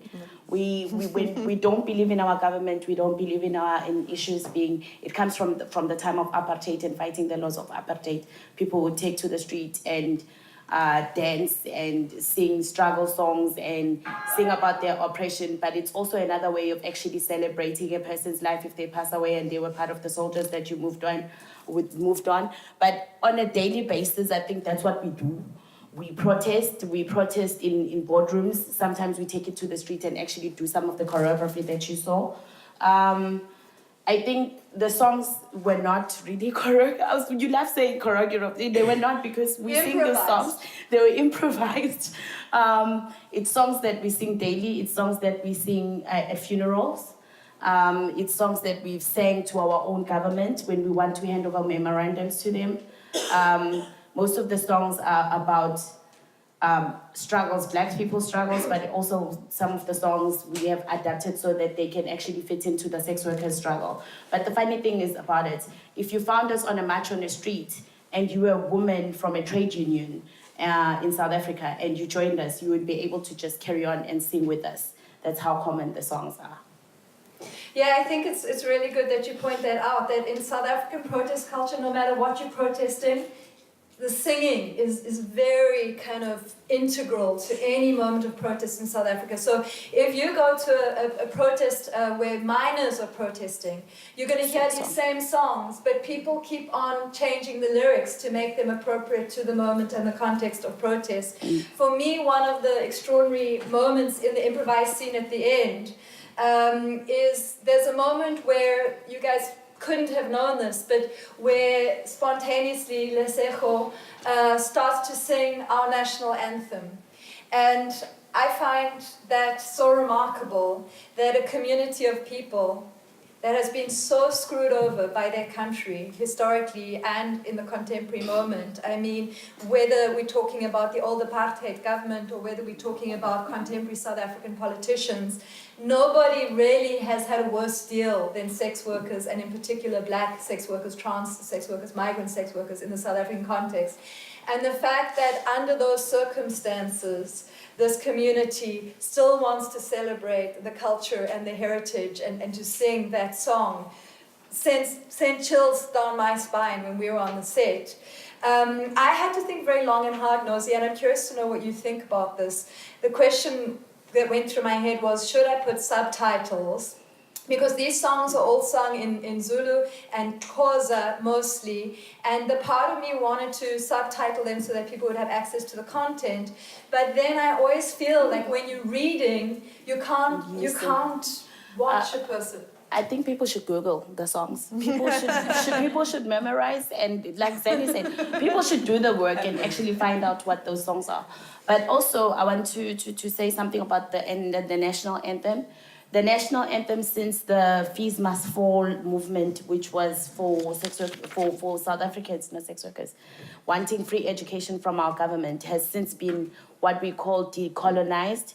So I'm not sorry again that Dutch was taken out, the white people's part was taken out, and it now speaks directly to our own government and our own black, corrupt government. But it's also saying that we're gonna love our country and try to fight them, and we're gonna love the country more than our politicians, but we're not going anyway. We love our country, yeah.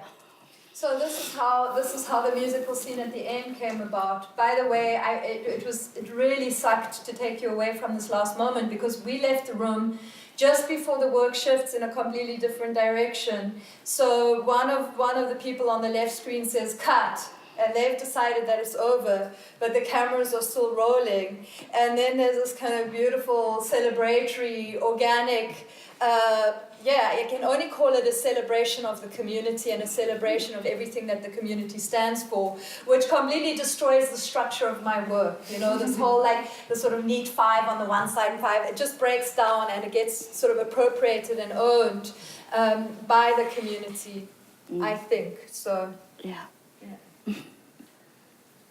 Should we go to the next point, or is it? Oh, I was just showing you a moment of the improvisation happening in the. Also, those people are not even part of the work. Yes. Those coming down.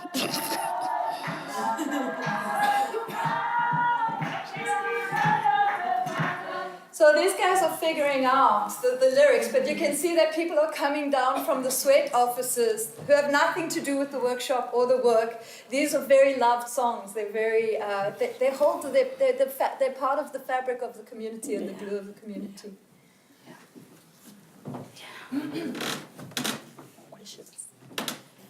I think there's a question. Okay. I think we'll take one more question, and then unfortunately, we're going to have more time at the end of the day for questions that are left. Let's take one more now. And Okay, actually I have 2 questions to you. The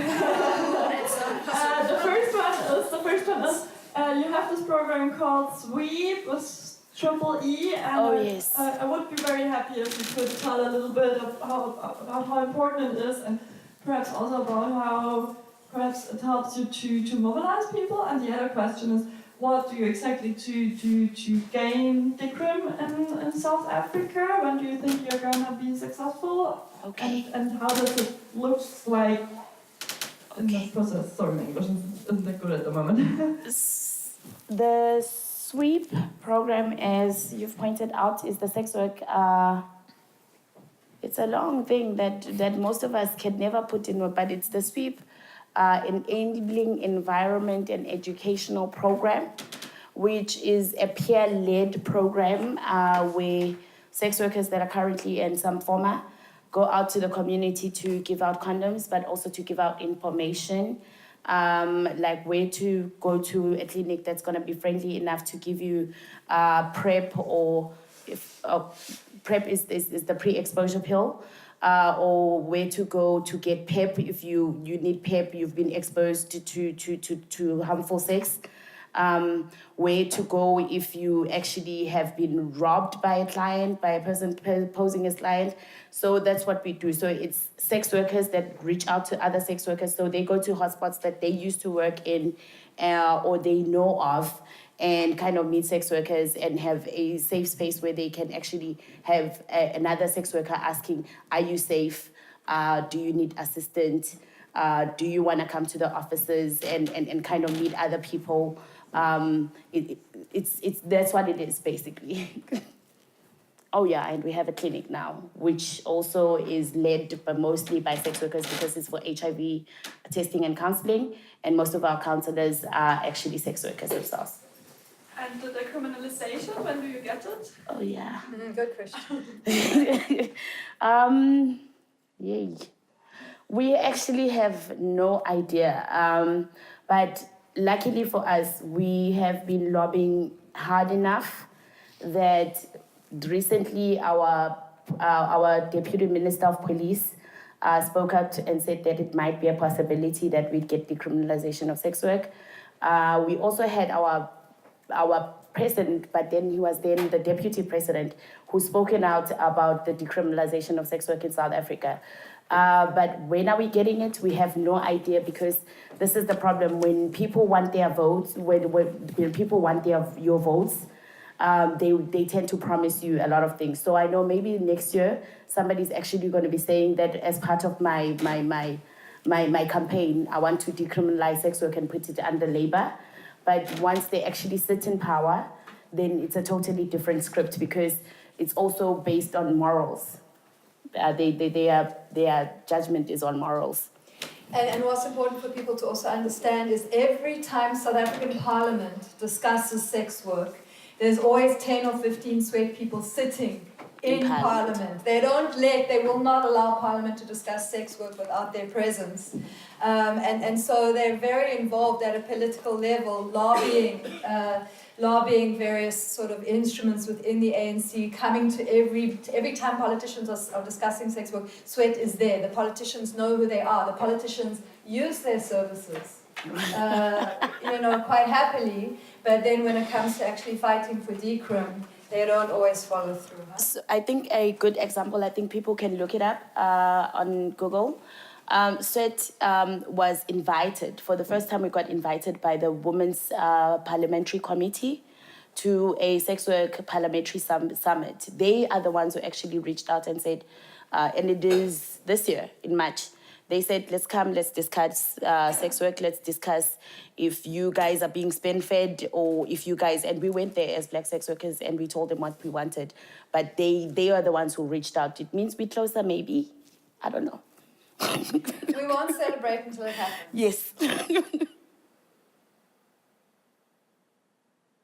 So I'm gonna do a couple of things. I wrote some notes furiously this morning during the opening presentations by Änne and by Candice, and so I'm going to respond a little bit to some of the things they said.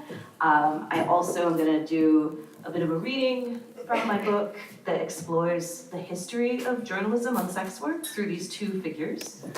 I'm going to set the stage for how this amnesty issue even became an issue. If you saw the work earlier today, you're going to get sort of the backstory to that.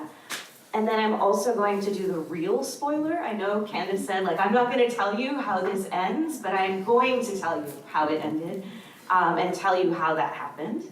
And then I'm going to end with kind of a reconsideration of storytelling and sex work and think about this question that I think about a lot. So I'll try to think about it with you because I don't really have an answer, which is representation enough? Or do we need more than that? So the title of this talk, Not Your Rescue Project, which is also on some of the signs in the piece itself. And it's a hashtag that originated in the sex worker community in the US in 2013, 2014. It was around the time of the Super Bowl, which is, sort of our big sports event that people panic about when it comes to sex work. This idea that thousands of sex workers are going to descend. And the police respond to this by doing arrests of sex workers. And the kind of presumption here is that, that all these men getting together for the sporting event is going to increase demand for the trafficking of people for sex. Though that doesn't actually happen, it's been an excuse for law enforcement to arrest sex workers. And so this hashtag came up in response to that, and also to sort of reclaim sex workers' agency, saying, you know, we're not here to be rescued from ourselves. One of the questions this morning was this idea of, you know, why is the life of a sex worker worth less? Why do sex workers' lives matter less? And that made me think of 3 different women, all sex workers. 2 women I reported on who were both killed in the last year. One of those women is named Yang Song. She was an immigrant sex worker working in Flushing in Queens, New York, which is a very densely populated Chinese and Korean immigrant community. She was in a police raid at the time of her death. People in the community feel that the police caused her death, though the police were the ones assigned to investigate this, and so we don't know exactly what happened. What we do know is that in the process of being arrested, she either fell or jumped from a 4-story window and died. The second woman I thought of as, her name is Donna Dalton, or Donna Castleberry. She's a 23-year-old mother from Columbus, Ohio. And at the end of August, during a prostitution arrest, a Columbus police officer with 30 years on the force shot and killed her in his car. He has not yet spoken, though his department claims that, you know, they're going to investigate it, but again, the police will be investigating themselves. He works in a police department where an officer has not been indicted for an on-duty fatal shooting in 30 years. Donna's family have been keeping her name alive in the media and also on Twitter and on Facebook with the hashtag Justice for Donna. And I also thought of a woman who's alive named Alicia Walker, who's a sex worker who was working with another worker at a time when a client of theirs attacked them both. And Alicia fought back. This led to her being charged with murder, and she is now currently incarcerated in the state of Illinois. And sex workers are organizing on the outside to keep her name up there, Alicia Walker. Those women, these are women who, in the case of Yang Song and Donna Dalton, who I report on in my work as a journalist, what is very clear to me is that when people talk about sex work being violent, in the mainstream media context, these are not the women who they are usually thinking of. When we hear stories about sex work being violent, very rarely are we talking about the source of that violence being the police, in this case, or this larger system that criminalizes people who are engaged in sex work. And I think if one reason for that might be is to tell these kinds of stories, to center our conversations and our storytelling about violence and sex work on these kinds of women, is it would make it very, very clear that there is a relationship between criminalization, stigma, and violence. It means that sex work itself is not what's violent. It's the ways that we treat sex workers that create the conditions where violence against sex workers is permissible and their lives matter less. And it frustrates me because these are also not the stories that the celebrities run with when they talk about violence against sex work. These aren't the stories that big NGOs that want to eradicate sex work run with when they want to justify their cause of eradicating sex work through keeping it a crime.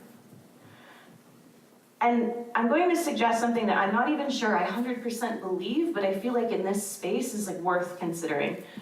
When journalists and advocates and celebrities tell stories about violence and sex work, and they ignore these stories, these real stories, that storytelling is an act of violence. It is a way of erasing the real violence that sex workers face and making it so abstract that you can't see the actual lives of sex workers in the story.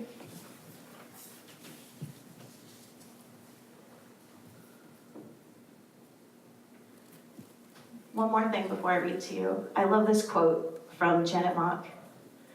This is in response to people criticizing her portrayal of her own experiences in sex work as a young woman, a young transgender woman in Hawaii who was raising money for her health care. There's no public funding to speak of for healthcare, let alone trans healthcare in the United States. And as a young Black trans woman, sex work is what allowed Janet to live her truth. And when that was made a point of debate in response to her book, Redefining Realness, where she tells this story, this was Janet's response. I know sex work to be work. It's not something I need to tiptoe around. It's not a radical statement. It's a fact. And we'll talk a lot about facts. So this is an excerpt from my book to get us into this question of journalism and the journalists' gaze at sex workers, which isn't all that different from the artist's gaze at sex workers. I think it was very telling that the way that we're supposed to engage with, especially those classical images of sex workers in art, the kind of like late 19th century images, is almost as like a customer, as a John. And sometimes I describe journalists who perform that same kind of work as journalists. This is a chapter called The Saviors. As far as Western media is concerned, the foremost expert on sex work in Cambodia is Nicholas Kristof. It doesn't hurt that he works for the New York Times and that his position on sex work aligns with that of the American and Cambodian governments, who would like it eradicated. This is also what permitted him to purchase 2 women who worked in brothels in Poi Phet. If he had been operating as a private citizen, he could have been charged as a trafficker or as a sex tourist, but a press badge, along with his proper readership, protected him. Kristof has gone to Cambodia bearing and promising both police and rescue, as non-governmental organizations sometimes do, riding shotgun along with international anti-prostitution NGO, the Somali Mam Foundation, on a brothel raid in northern Cambodia. Kristof broadcast what he saw for his audience on Twitter, a breathless stream detailing people he described as scared, underage rape victims. It goes without saying that he published all this without obtaining their consent. Here's some of his tweets. Police burst in, disarmed brothel owners, took their phones so they can't call for help. Girls are rescued, but still very scared. Youngest looks about 13, trafficked from Vietnam. How does he know this? Social workers comforting the girls, telling them they are free, they won't be punished, the rapes are over, at Nick Kristof. Kristof is not alone in this peculiar participatory literary tradition of exposing the heart of darkness that is prostitution. At the turn of the last century, William T. Stead used his column inches in London's Pall Mall Gazette to drum up concern over a supposedly burgeoning white slave trade that never quite turned up to be documented.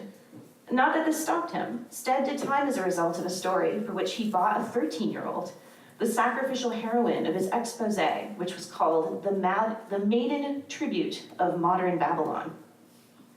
He only went to jail because he bought the girl from her mother rather than her father, who was understood to have had the legal right to her.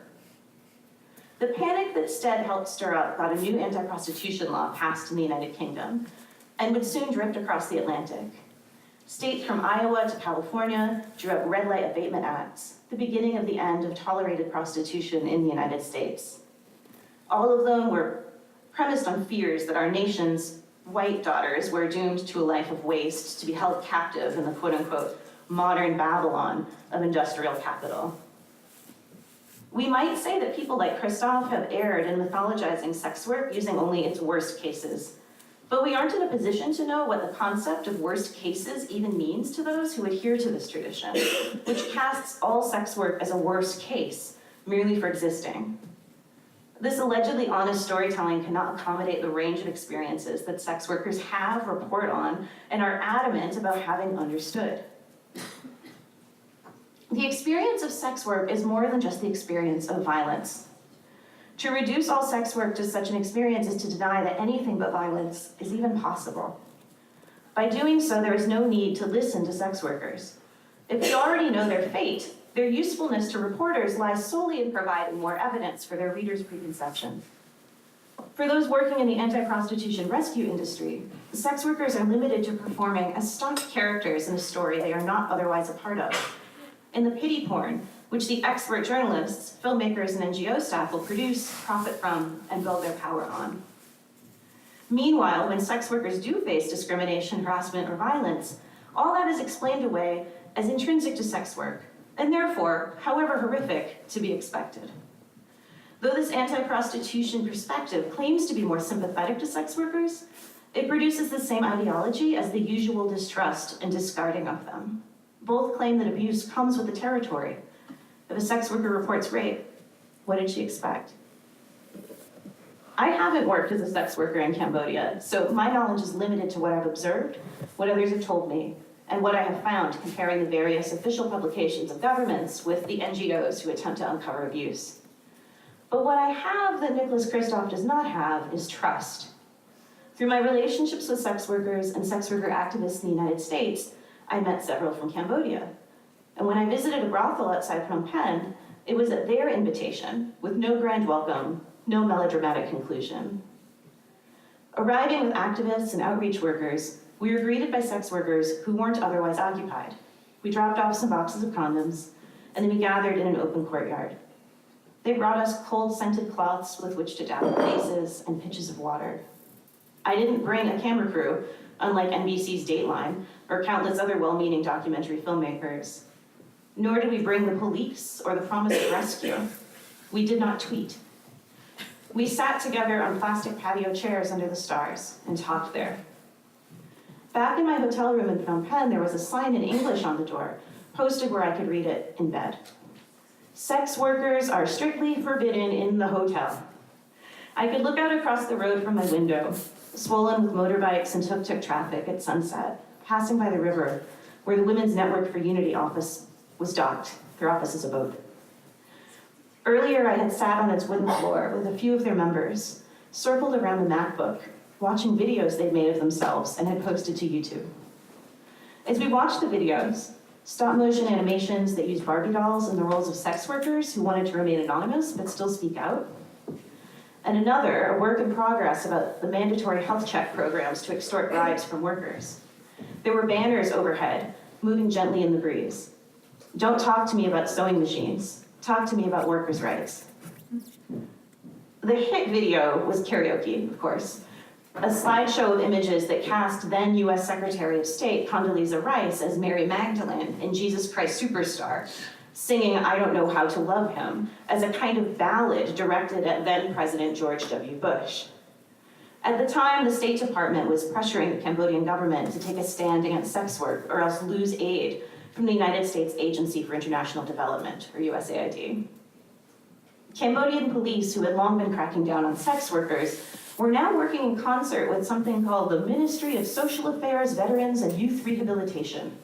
They were hauling sex workers out of brothels, loading them onto the backs of trucks, and taking them to what they called rehabilitation centers. They didn't anticipate that sex workers would snap photos of these raids on their cell phones. One of those photos showed up on placards and on a button made by the Asia Pacific Network of Sex Workers, and they renamed USAID, USRAID, US RAID. What happened once the sex workers were rounded up in brothel raids, unloaded from the trucks, and moved to the so-called rehabilitation centers? Few journalists tried to track them down. The sex workers were illegally detained for months at a time without charges, as were other people who worked in public parks and had been chased, beaten, and dragged into vans by police. A Cambodian human rights organization called Al-Qaeda captured photographs of sex workers caught in sweeps locked together in a cage, 30 or 40 people in one cell. Sex workers who had been detained reported being beaten and sexually assaulted by guards.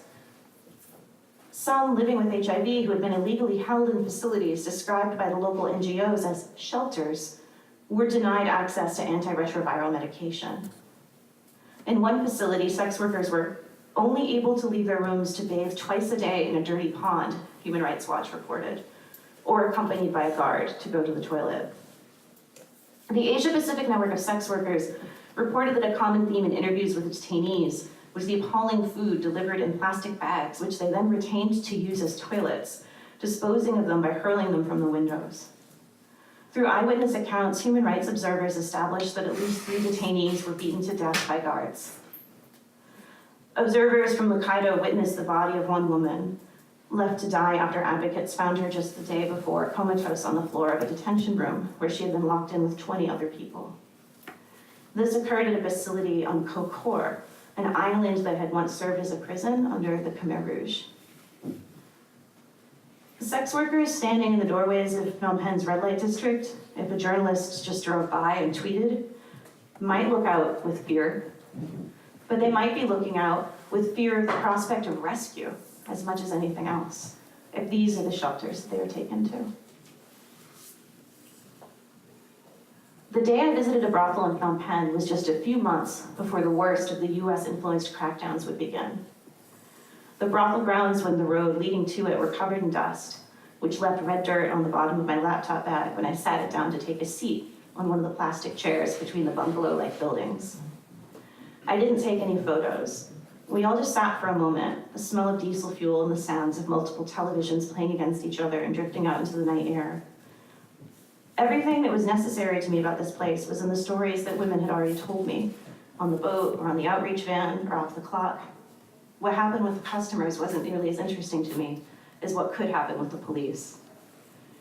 Before I left Phnom Penh, Women's Network for Unity hosted a musical review with burlesque, karaoke, and traditional dance. And they played the Condoleezza Rice Bush video on a big screen, and a sex worker activist from Fiji lip-synced as Mary Magdalene, dressed in business drag and wearing pearls.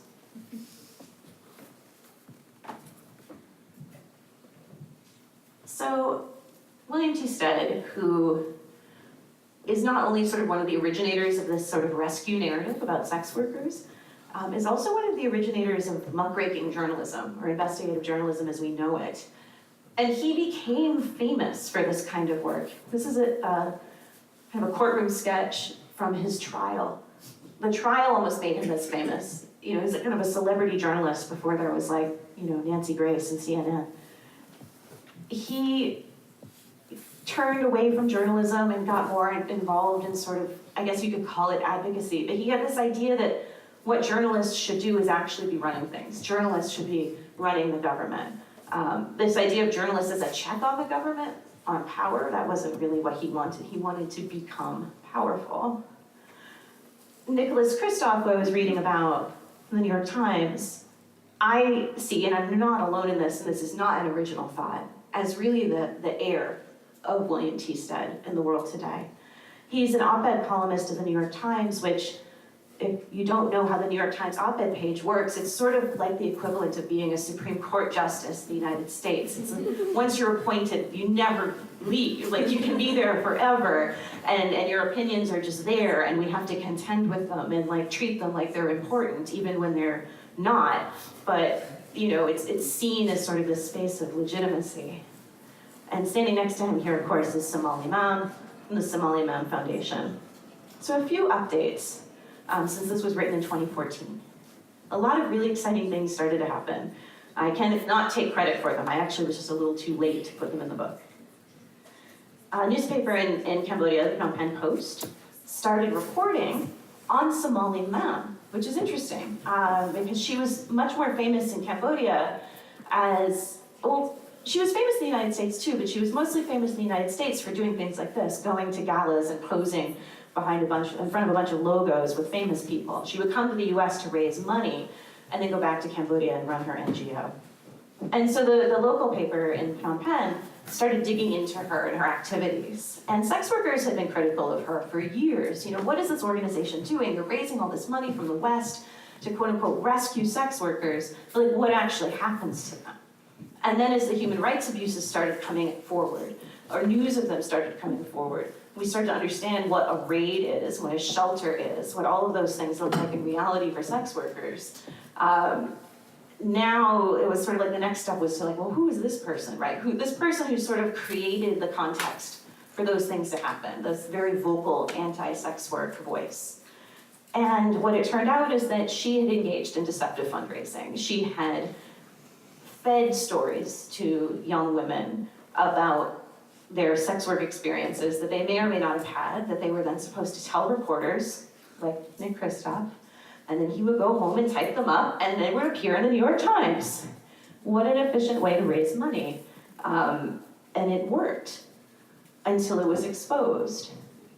Those stories from the local Cambodian paper informed this feature in Newsweek. it wasn't the end of Somali Mom.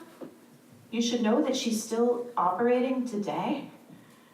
And actually, if you go to her Twitter account, you will find images of young women with those same emoji faces over them, like there are in the performance. It's not an homage. I think it's just like a weird thing that she does. But it's interesting to me that like the truth came out, right? Like we learned that this person was engaging in deception. We learned that this person was doing things that were harmful to sex workers on the cover of a major news magazine in the US. And the truth didn't matter. The facts didn't matter as much as sort of the more soundbite friendly version of reality, Somalis Save the Girls. It did create some problems for Nick Kristof. The New York Times had this position called public editor. They're supposed to be like the people, the readers' representation within the paper to hold the paper to account. And the public editor at the time that all this happened wrote a column where she said that Nick Kristof owed it to his readers to go back and to his reporting and explain how all of this happened. How did he come to support somebody, not just writing columns, but like going to galas and like helping her raise money. Things that are a little outside the realm of like straight journalism. I mean, he is an opinion columnist, but still he's at this very prestigious paper that, you know, this is sort of, to lend himself as sort of a celebrity to this cause, you would think that would also maybe lend him, demand that he's under the microscope a little bit more. All that he said was he regretted writing about one of the women that Somali connected him to, and if you go to the stories about that woman on the New York Times website, now you'll see like a little note about that woman. But it doesn't say anything about Kristof. It doesn't say anything about, you know, he got it wrong or he screwed up. It's just like, well, this woman said this one thing happened, but she wasn't a reliable source. And this did not lead Kristof, these facts did not lead Kristof back to self-reflect, right? Like, he continued to write about sex work as if it were trafficking, as if the two were the same thing. He got involved in more campaigns against sex workers. He became a leading voice against the website Backpage, which sex workers used to advertise. And he got involved in the amnesty fight. He wrote an op-ed saying that amnesty was on the wrong side of history if they wanted to decriminalize sex work.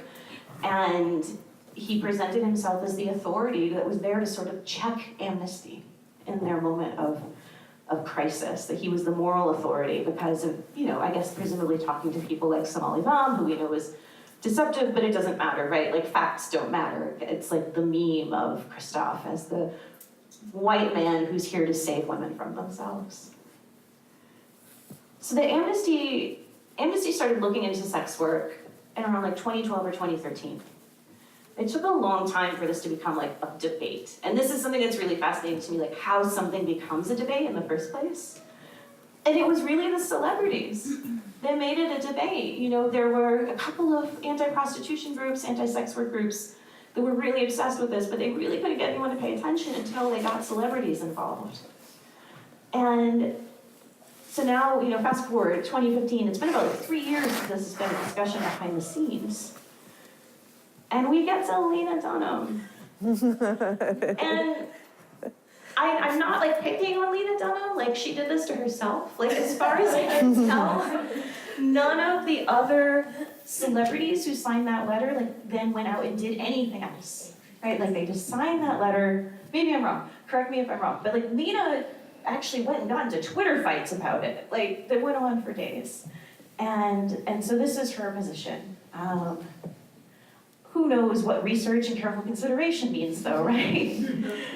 Well, what happens when people start getting into Twitter fights with celebrities is there's a whole layer of online media that's all just there to round up the Twitter fight. Oh, why are people mad at Lena Dunham today is like a genre of article on the internet. And so that's what happened. So this is a story from Vox. It's funny because this is a tweet from Ken Roth, the director of Human Rights Watch. One of the groups that was actually really instrumental in helping expose human rights violations in Cambodia against sex workers. And that led them to support decrim. That's a photo of a sign I made in 2009 as part of a protest against police violence against sex workers when I was a sex worker rights activist. And it's just like a Creative Commons license image, and so it's everywhere. But I had nothing to, like, I don't know, like how does this even happen on the internet? Like, all these things converge. So Vox drops it into their story, and they mentioned Nick Kristof infamously live tweeted a brothel raid. And then, we get into Lena. Skip me, come down here to Lena. Dunham cited a recent Kristof column in which he wrote that decriminalization invariably benefited Johns while exacerbating abuse of women and girls because a parallel underground market emerges for underage girls. Point of fact, all sex work almost is criminal in the US, so good luck with, going by his argument, this should be true right now. But of course, right, of course it's Nick Kristof that's Lena Dunham's expert. Of course this is the guy that she goes to, not sex workers, not even women who were trafficked, but the white guy who writes about the women who were trafficked, except maybe they weren't, but it doesn't matter because, he still has a job. The other thing that happened here that's super bizarre to me, more bizarre than that photo, is witnessing this conversation become two sides, right? It's a really lazy journalistic trope. There's two sides to everything. We're going to fairly represent both sides, and then we've done our job, and we can go home. And so apparently the two sides here are Lena Dunham and Nick Kristof, and me and Ken Roth. And I'm identified not as a journalist, even though they are linking to my journalism, if you click that. I'm identified only as a writer and a former sex worker. Whereas, what do they call Kristof? New York Times columnist. I don't even get a title. I'm just a sex worker. And if you go and you read this article, I quote Amnesty, I quote a ton of sex workers, I quote UN people, right? But they don't matter. What matters is me versus Kristof, which is fun, and I wish we were actually arguing, except he has never acknowledged my existence. He just refuses to acknowledge that my work exists. And I know people who've gone up to him at parties and been there's this writer you should know about, and he just walks away. Journalism is a really small world, and I still can't get to him. Anyway, so this was the real story of Amnesty, right? Amnesty, a slow-moving, gigantic human rights NGO, engages in 3 years of internal inquiry, including talking to sex workers, doing 4 country-based, you're already asleep, right? This is boring NGO talk. It's not Lena Dunham. And so I didn't even say it, yes, Amnesty voted to support sex workers' rights. Their board voted to advance decriminalization. As far as I know, none of, the way that Amnesty is organized, they have different country branches and different regions.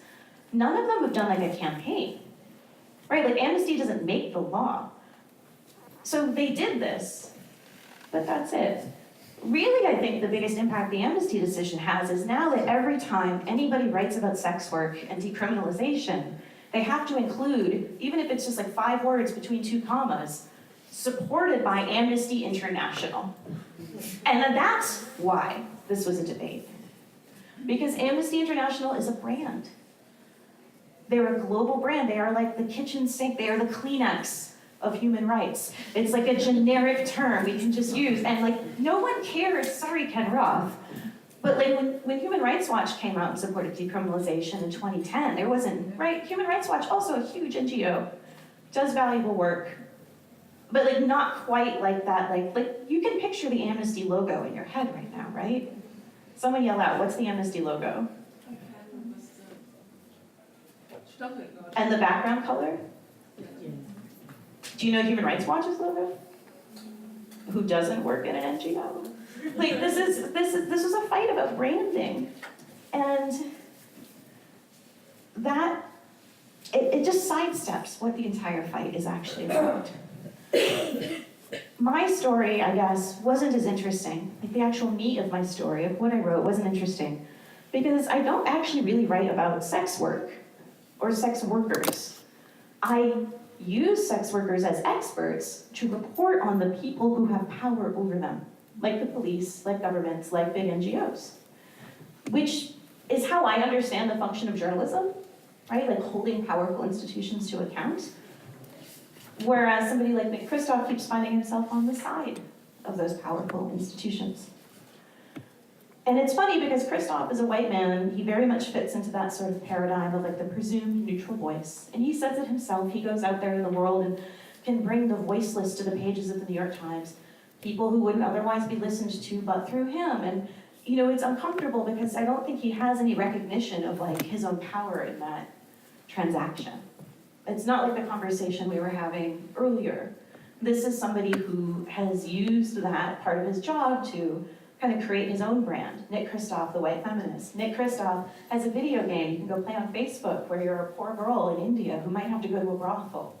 Like, Nick Kristof even if the New York Times fired him, Nick Kristof would be fine. And that says something about like the conditions of journalism right now as well. Like, just as Amnesty is a brand, Nick Kristof is a brand. To survive as a journalist right now, there's pressure to be a brand. It's not about doing careful work. It is about TLDR. It is about live tweeting the brothel raid.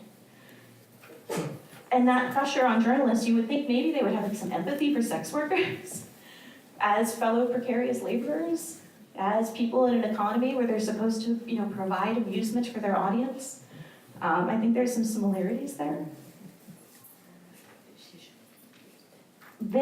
All of this, from Christoph to Lena, is what I shorthanded in the description of this talk as the celebrity media industrial complex. For the journalist, it becomes bigger than the story. The journalist becomes the hero. The journalist is the white savior. And you can tell that you've entered this territory when you come across a phrase like giving voice to the voiceless, which we know no one can do. I want to come back to Janet. Sex work is a fact. There are not two sides here. This is not a debate. There aren't two positions to go out and consult and then just sort of lay them on the table and let people decide. There are real people being killed by police. There are real people who are being imprisoned. There are real people organizing against that. Those are facts. Rather than people being thought of as voiced or voiceless, I think really what it is there are truths that are ignored because some voices matter more than others. The last thing I'll say before we go to Q&A is sort of like, well, what do you do with that, right? Like, once like you have some space to be heard and you shift the conversation away from sort of a debate to sort of like, well, who has power in this debate? And like, why is this a debate? And why do people want to make this an issue? And who is going to gain from that?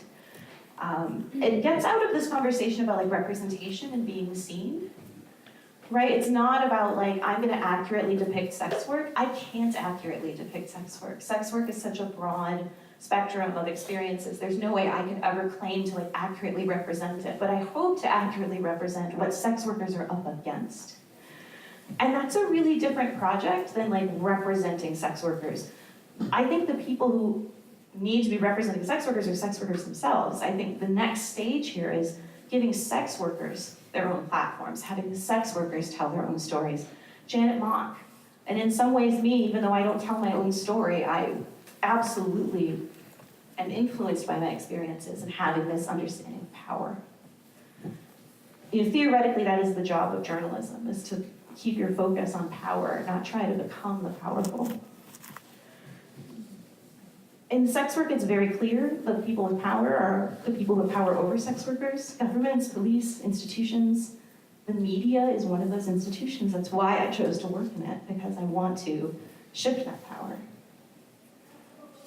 And one way that sex workers can shift that power is not being represented in the best way, but having power and control over their representations.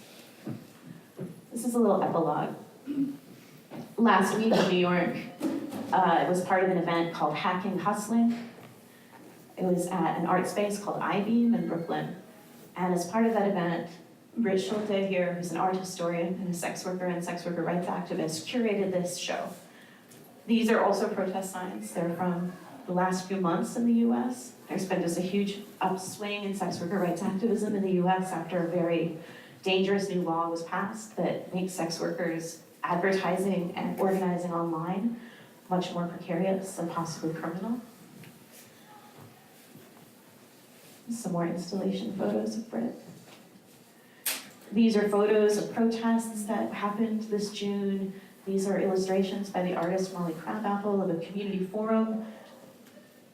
We need to archive what we're doing because no one else tends to value it as much as this community. And this is an experience that sort of put me back in touch with this community and like made me rethink my experience of like, you know, as a journalist, I'm not often getting to be in these spaces except reporting on them. And helping sex workers connect with this institution and create this event on sex workers' own terms, as the curators, as the speakers, as the organizers, having this institution turn their resources over to sex workers to do with as they wanted, to make those decisions, not just about what's said, but who gets to decide who says what, which is a whole other level.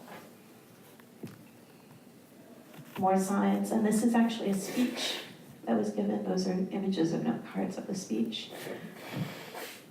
And these were signs that people carried. SESTA is the law that people were protesting. And Wars Will Rise is the name of the show. And if you want to learn more about that, you can go to hackinghustling.com. If you want to know more about me, I'm here for another few minutes so we can have some conversation. Thank you.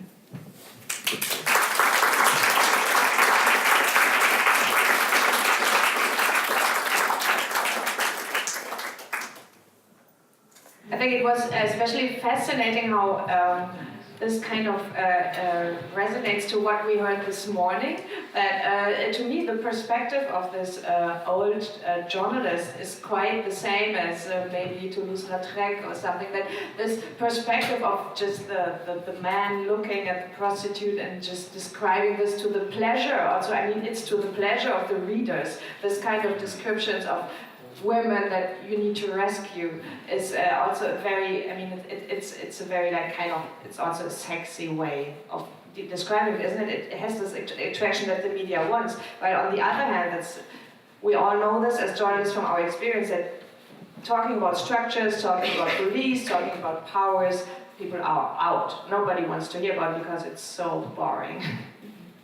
Yeah, like if not sexy, kind of like voyeuristic. Yeah, that's what I meant, yeah. Yeah, no, for sure. And like this idea of, I mean, it's interesting, at least in the art context, there was space for sex workers to have agency, even if they were being sort of instrumentalized and objectified. But, you know, at least you're eye to eye with somebody, you're face to face with somebody. And in here, the only face you get to see is Nick Kristoff's. Not to pick on him, but totally to pick on him, because he has a job, and someday he'll call me and answer my question.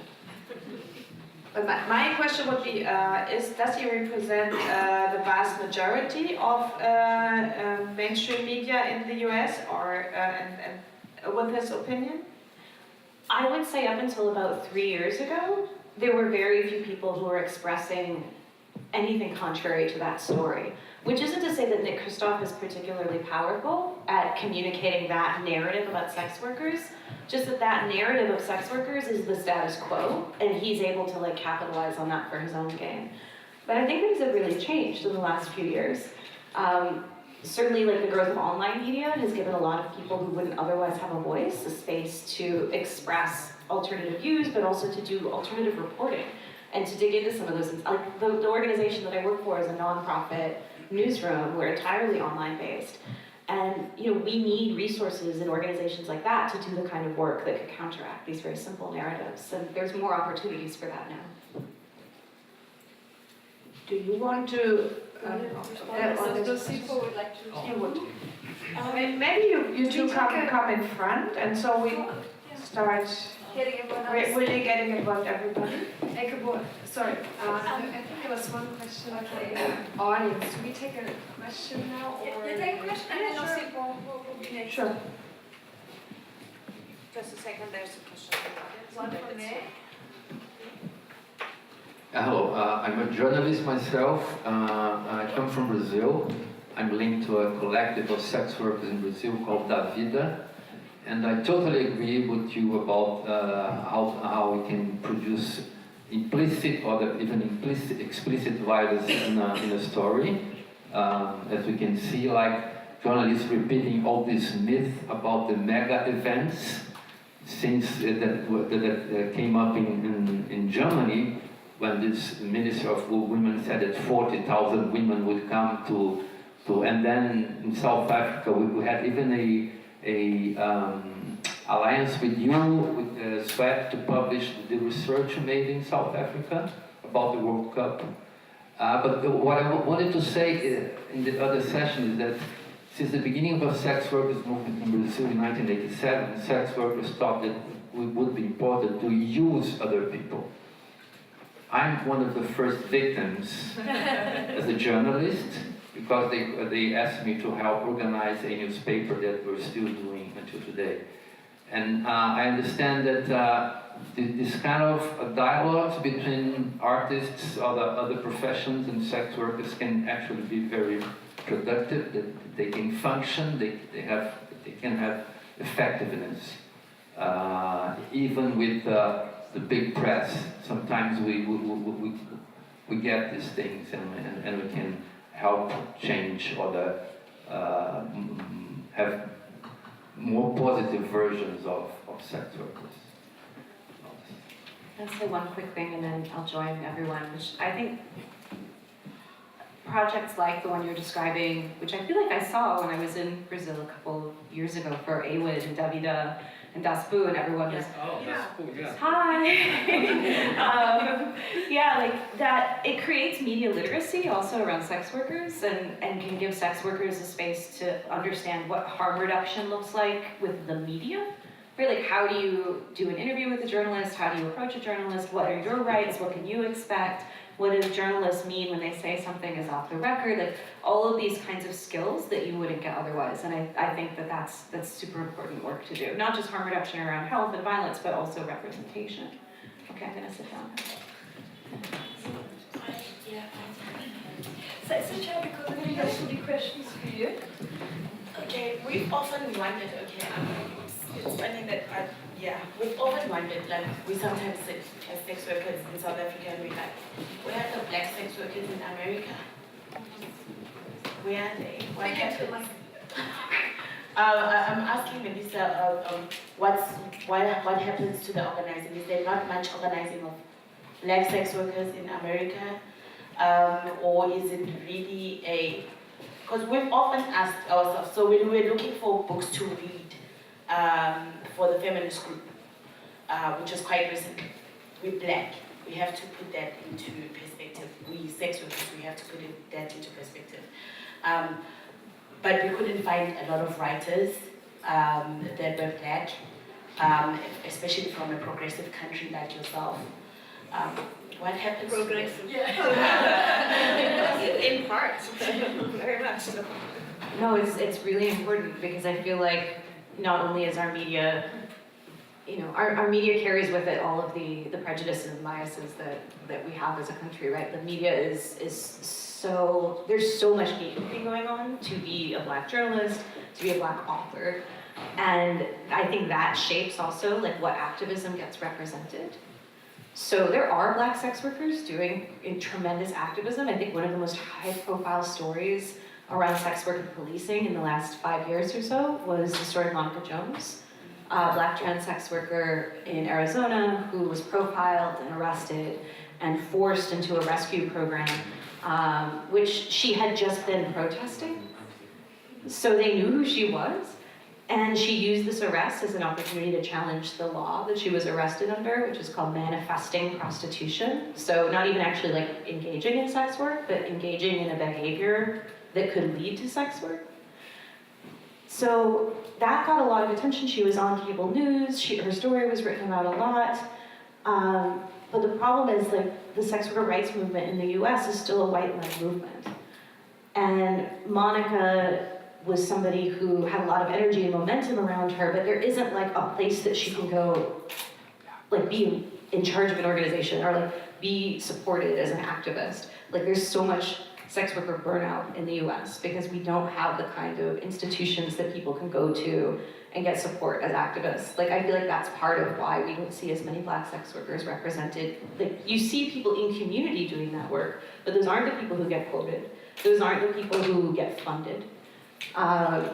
The kinds of sex worker activism that gets funded and supported in the US is also not really activism, it's health provision.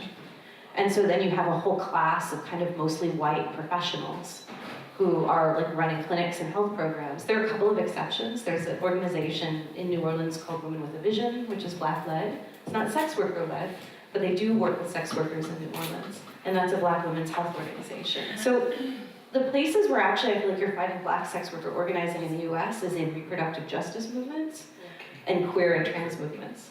And we haven't crossed, there's just like a gap because the sex worker rights movement in the US is both white and unfunded. Like the people who can afford to do activism and can afford to be out there and outed are people who already have privilege and advantage. And it's something that needs to change. Yes. No, but I'm saying, you got me started, so.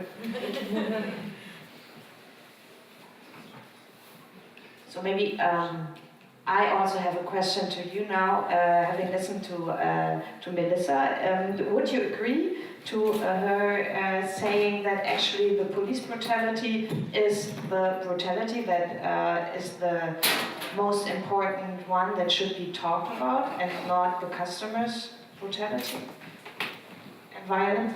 Yes, I think in South Africa also we have worked on a couple of reports. Yes, it is the same issue. So most violence that happens to sex workers comes from police officers. And yes, obviously it's because of the criminalizations. Police don't know what to do with sex workers. Sex workers don't know where to report police officers abusing them. So yeah.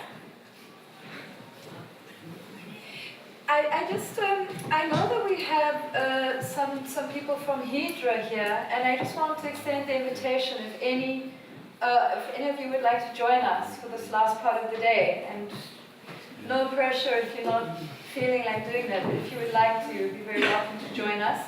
For those who don't know, Hydra is, of course, not the same because the political context is so different, but Hydra is the leading sex work advocacy organization in Berlin and more broadly functions as well in Germany. So we should have representatives of the German experience here today as well. So maybe you can introduce yourself. Okay, that's something. Hello, I'm Marlene Laver, that's not my real name, it's my activist name. And I've been a sex worker since 2011 and engaged with Hydra since 2012. Hydra is an association of sex workers and allies in Berlin, which runs counseling centers for sex workers and also does do peer work in Berlin. Peer work is not really developed very much in Germany, unfortunately. And as I traveled through the world, especially India and in Amsterdam, I also met many sex workers from the international movement, the sex workers' rights movement at the World AIDS Conference this year. It seems that peer work is really a crucial point in supporting and empowering and also making the conditions of sex workers better. When you were talking about the police violence you experience in South Africa, when I was in India, they told me through doing this peer education thing, and they also got, by the way, the money through HIV prevention programs. They were able to reduce the police violence because their fellow sex workers got to know their rights, and they were able, hey, that's not legal what you want to do with me. And now there's the police at the places, at the cities where this worked out well. The police is much more respectful to sex workers. So, excuse me, what would that be? Peer education? Peer education is when sex workers train other sex workers. That was okay, it's that training. Was asking you before about sweep.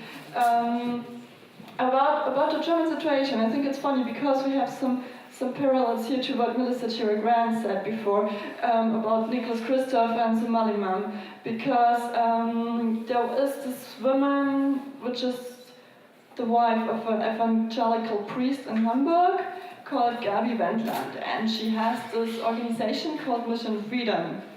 And Mission Freedom is an organization where she tried to help young women, young girls to get out of sex work. And the figure she put into the public marketing stuff was a young woman who said, yeah, I experienced trafficking and sex work and so on. And then her grandmother said that's actually not possible because at this period of time she's talking about, she even wasn't at the place she said she was at. So this story is presumably not true. So we have not only the story with Somalima, but it keeps continuing in other places in the world too.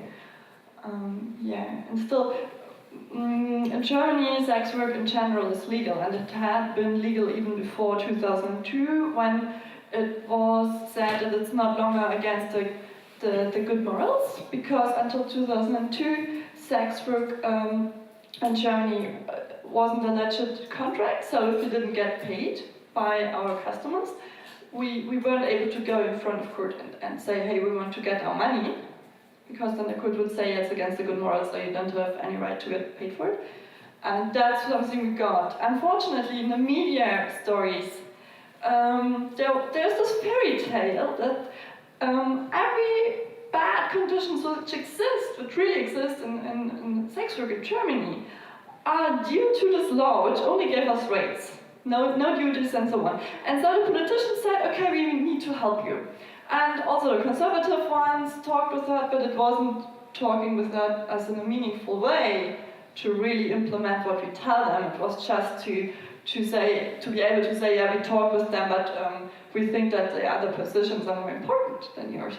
So now we have a law which is very, very harmful to us, because we have to get register again,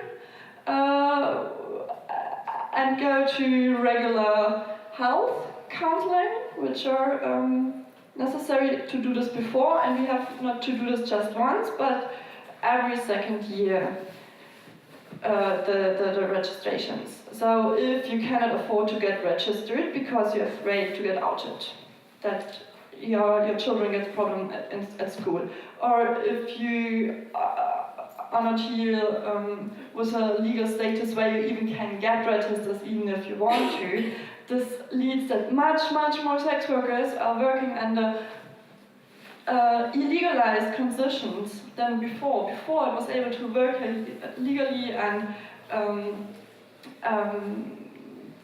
have more or less good working conditions depending on where you work. But now many sex workers decide to go out of the brothel because the brothel needs to check if you're really registered. If you're not, the brothel gets closed immediately if they're caught.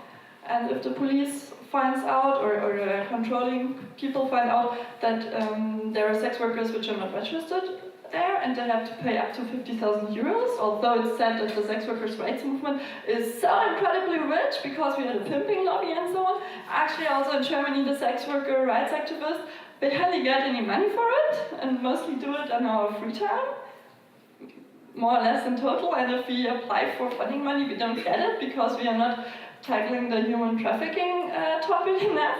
So back to the topic. So to the law in Germany, which we have since 1st of July 2007 now, is 17 now, is that most brothels are closing.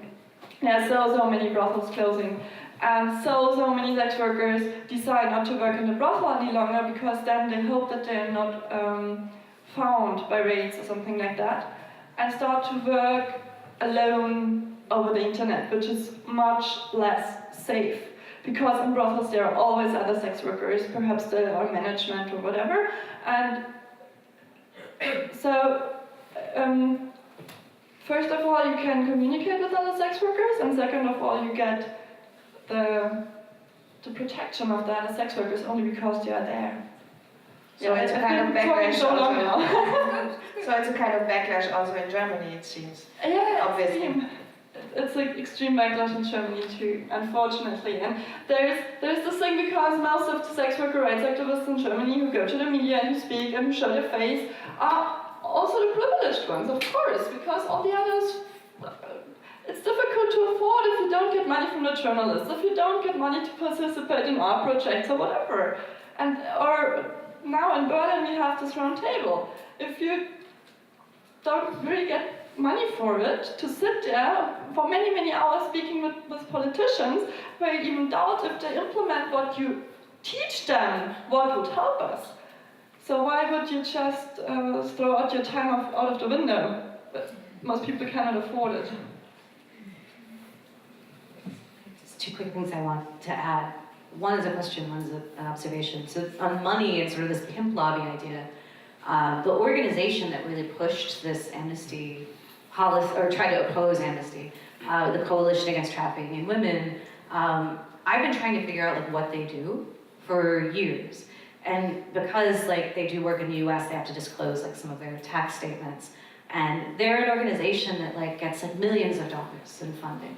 And they're not doing like direct peer work with sex workers. They're not doing political organizing. And yet at the same time, they have like access to all politicians and like major NGOs to try to like influence them. So this idea of like the pimp lobby is so out of proportion. Like the people who have money and resources and also who are believed, right, are groups like that organization.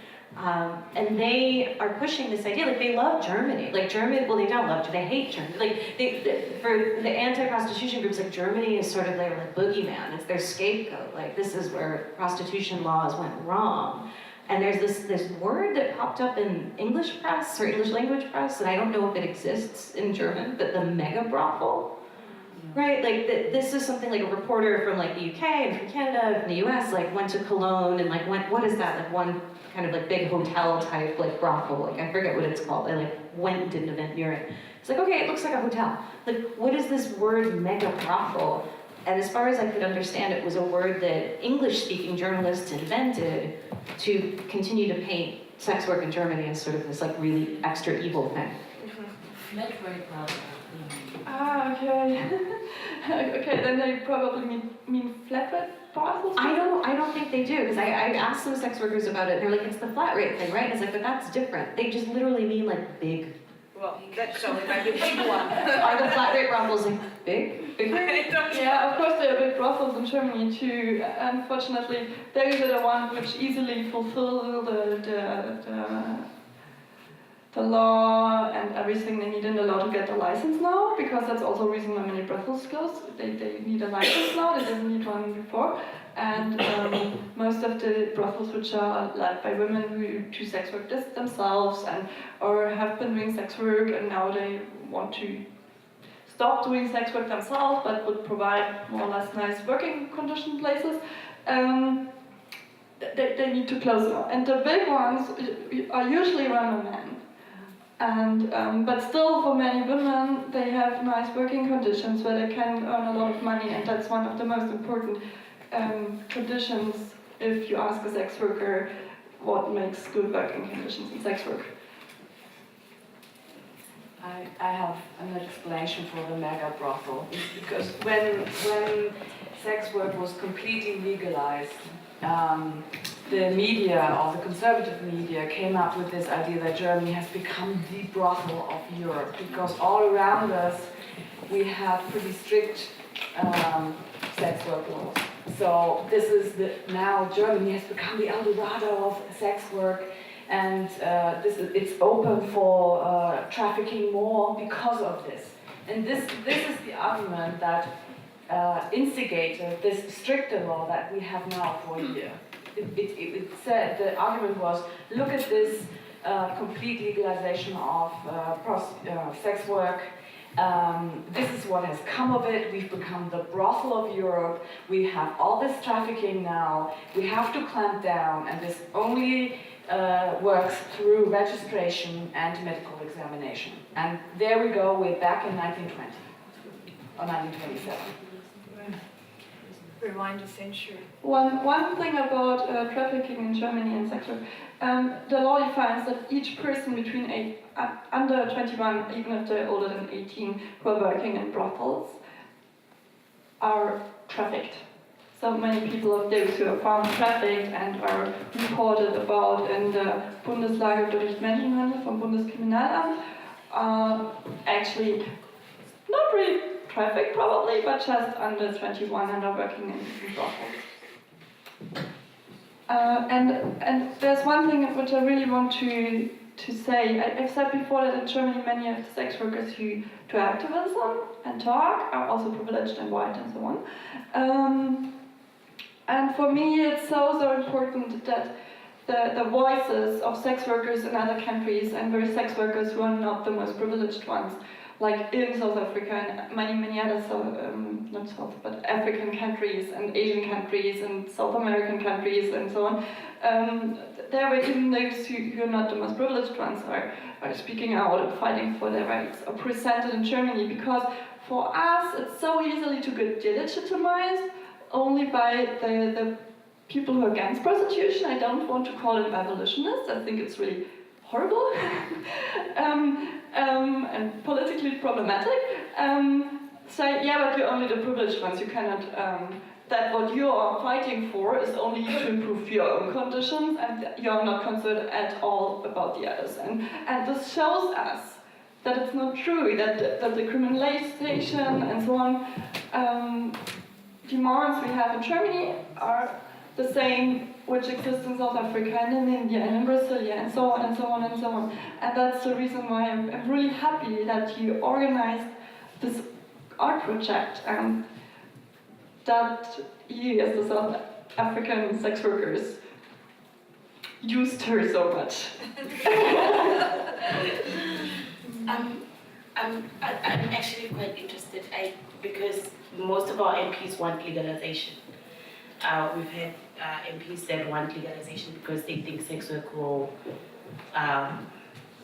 not be so much. But it seems like what you're saying is that once you actually have legalization, then it's not really not so much, but it's people move from safe spaces to ugly spaces to the yeah. more dangerous spaces. Okay, to explain for the audience, in the international sex workers' rights movement, and it's defined in the consensus statement of the Global Network of Sex Work Projects too, as much as I know, they say that legalization means regulation. But actually, that what harms sex workers in Germany is the regulation. But there could also be a legal law or implementation of sex work, or it can have a legal status, something like that, where it's not regulated in a bad way or regulated at all, which harms sex workers.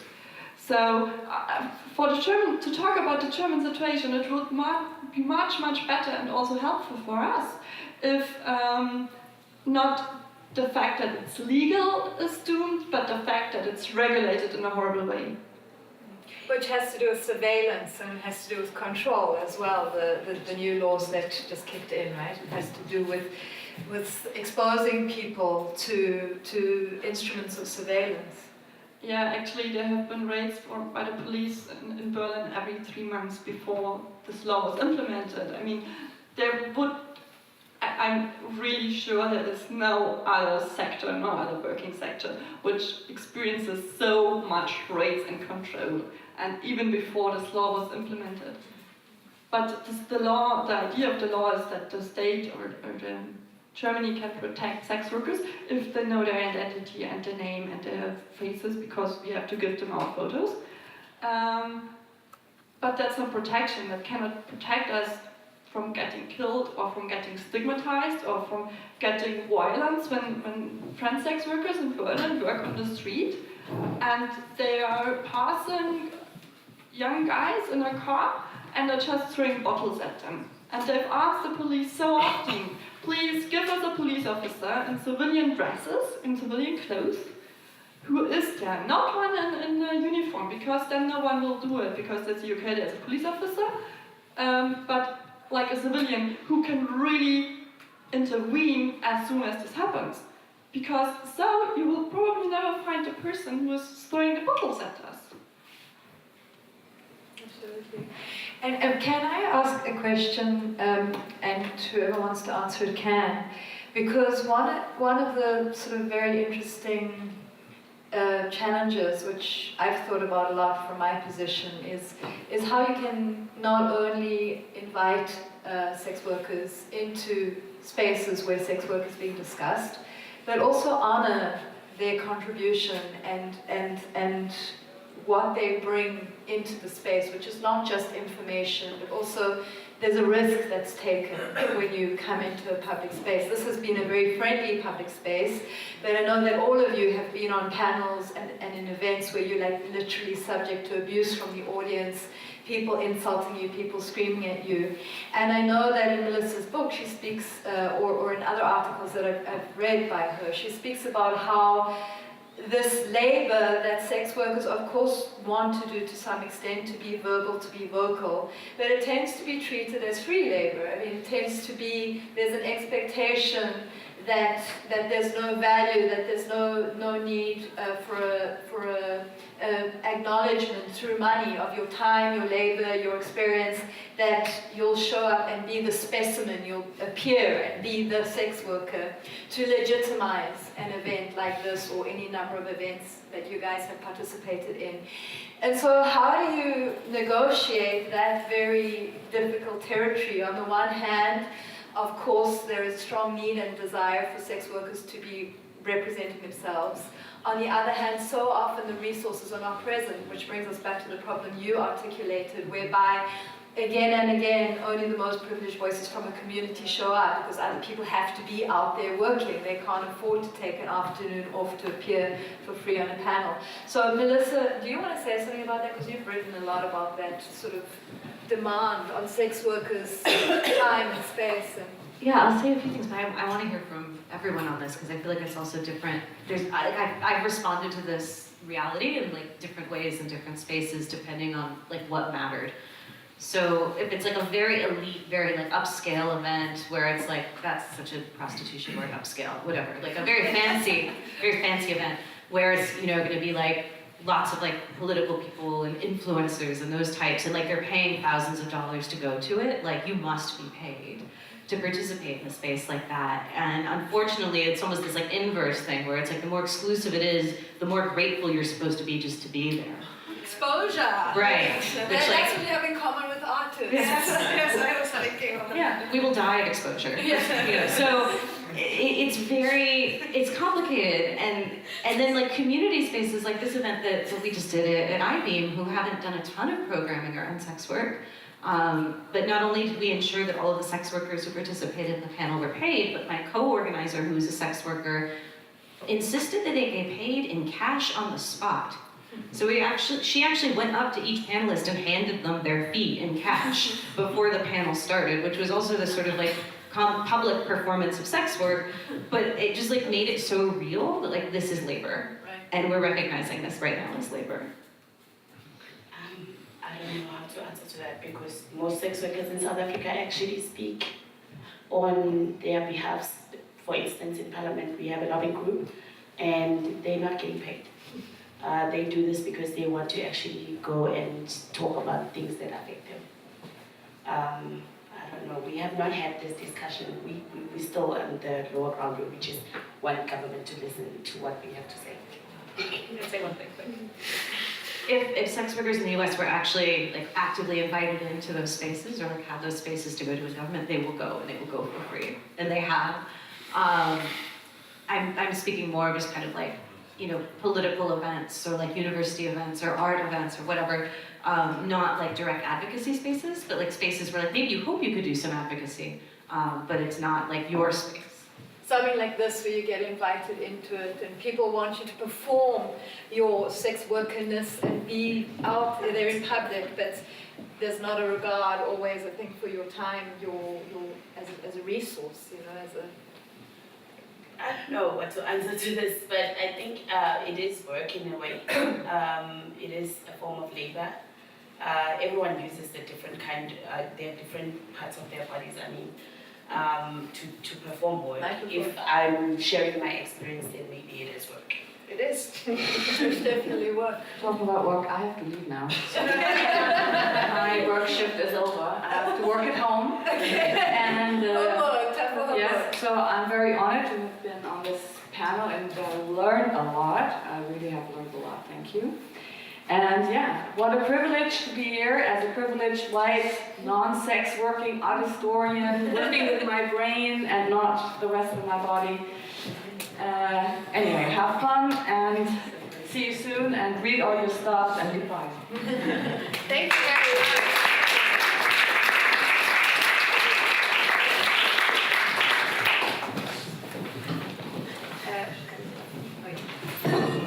So this is a good time to open up again to everybody and to ask you to put all the questions forward that you still have, as long as people are still here and investing their time.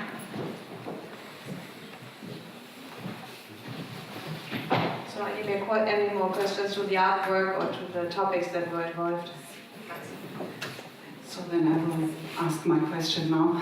Oh, sorry, we didn't get No, it's okay.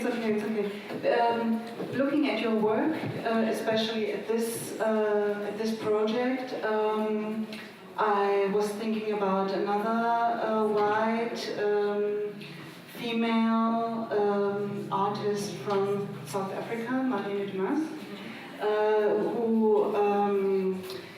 focused on the exploitation and abuse of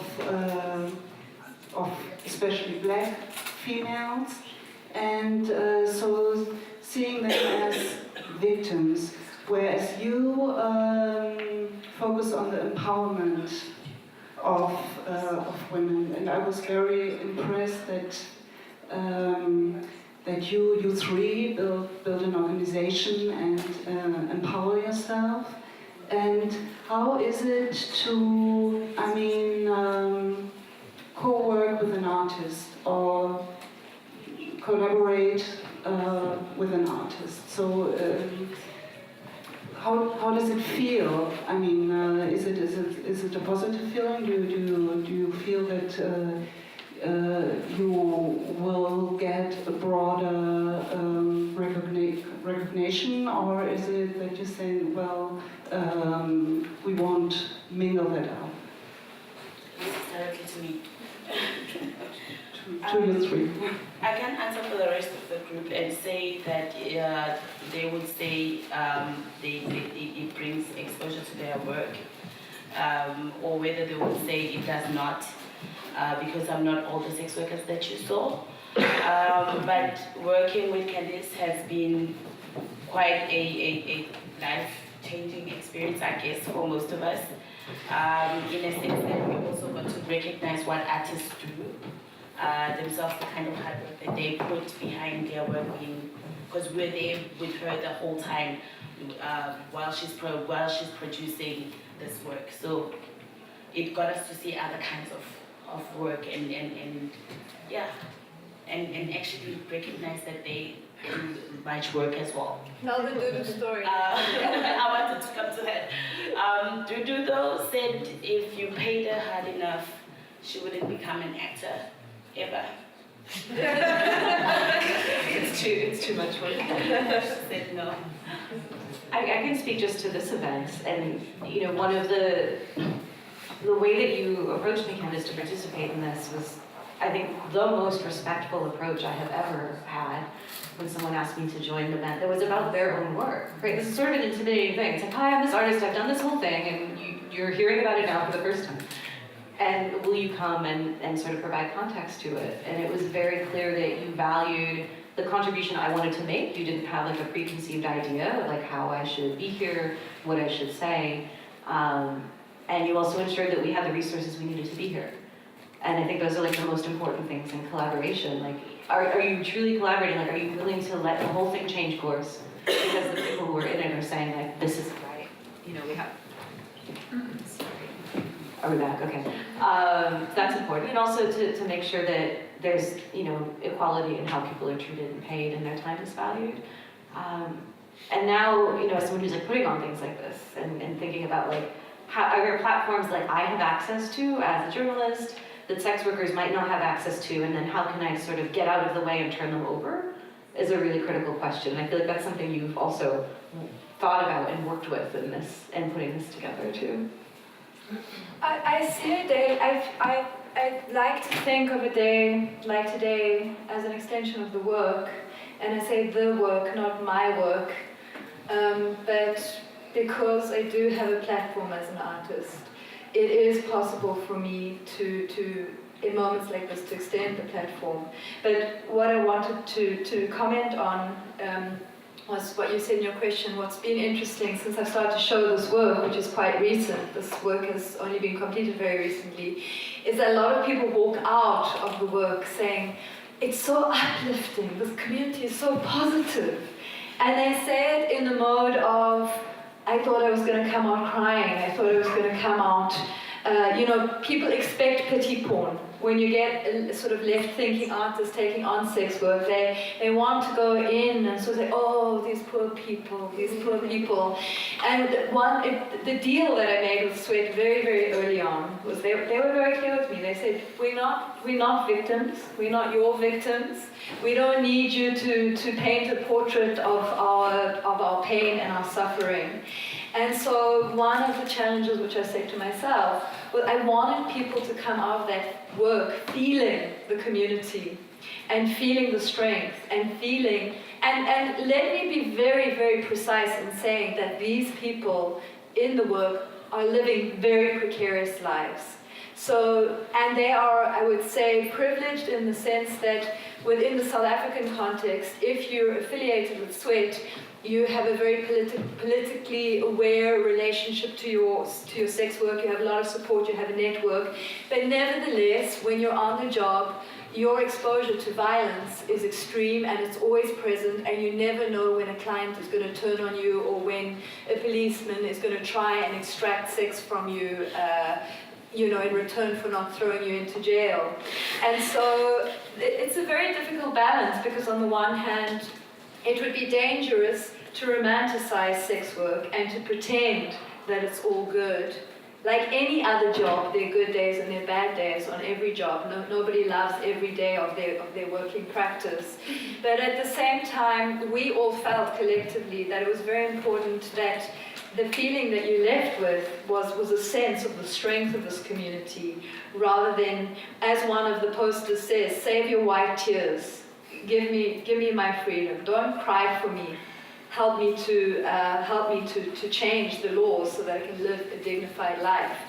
And I just lost track that there was something in Melissa's book which articulates this so excellently. When you're speaking, Melissa, about work and why is it that people, when they speak about whether sex work should be decriminalized or not, often they point to the hardships and the difficulties that are faced by sex workers, as if that were a good reason to not decriminalize sex work.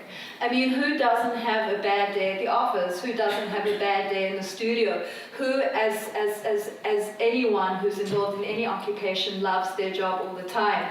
But there is this kind of implication that because things can go wrong on the job for sex workers, that this should somehow be a reason for not decriminalizing, rather than seeing this as a kind of complex hybrid occupation, which involves moments of joy with good clients who treat you with respect and dignity, and also some very shitty, very tough moments. Actually, that's exactly what your statement was in the work, isn't it? Yes, it was. Oh, no. Questions? Hello, I'm Frederica, also from Bhutan, also from Davida das Buhr in Brazil. I want to compliment, because I think this relationship between art and sex work is very important. And as we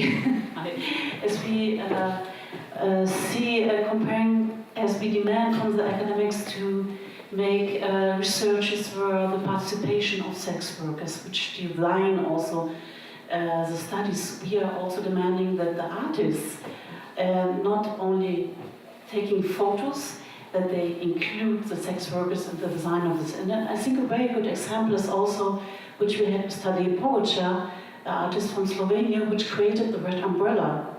And the Red Umbrella, which we are using today in the sex work and in the international sex worker movement. It was created when in, I think, 2000 or 2001, were the Biennale in Venice. And the sex worker organization there in Italy, the Comitato, made together with him an action, and so they created this Red Umbrella.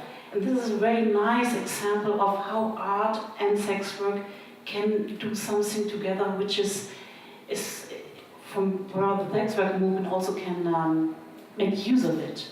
As we had the experience also in Brazil with Bohr, because we were invited from him in the Biennale in Sao Paulo to expose also the clothes from Bohr and to make a catwalk in the Biennale. And I think the great thing is you can reach other persons, which perhaps normally don't make any thinkings about sex work. You reach a totally different people in the society. So I think it's a really important method, and that's the reason why we're thinking in Germany also to do something like this in the next year. But this will be a surprise.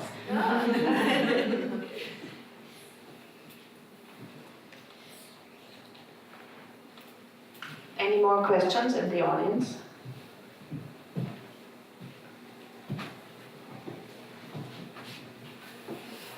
There's one over there. I'd just like to comment what you're saying about this issue of defending or not the decriminalization.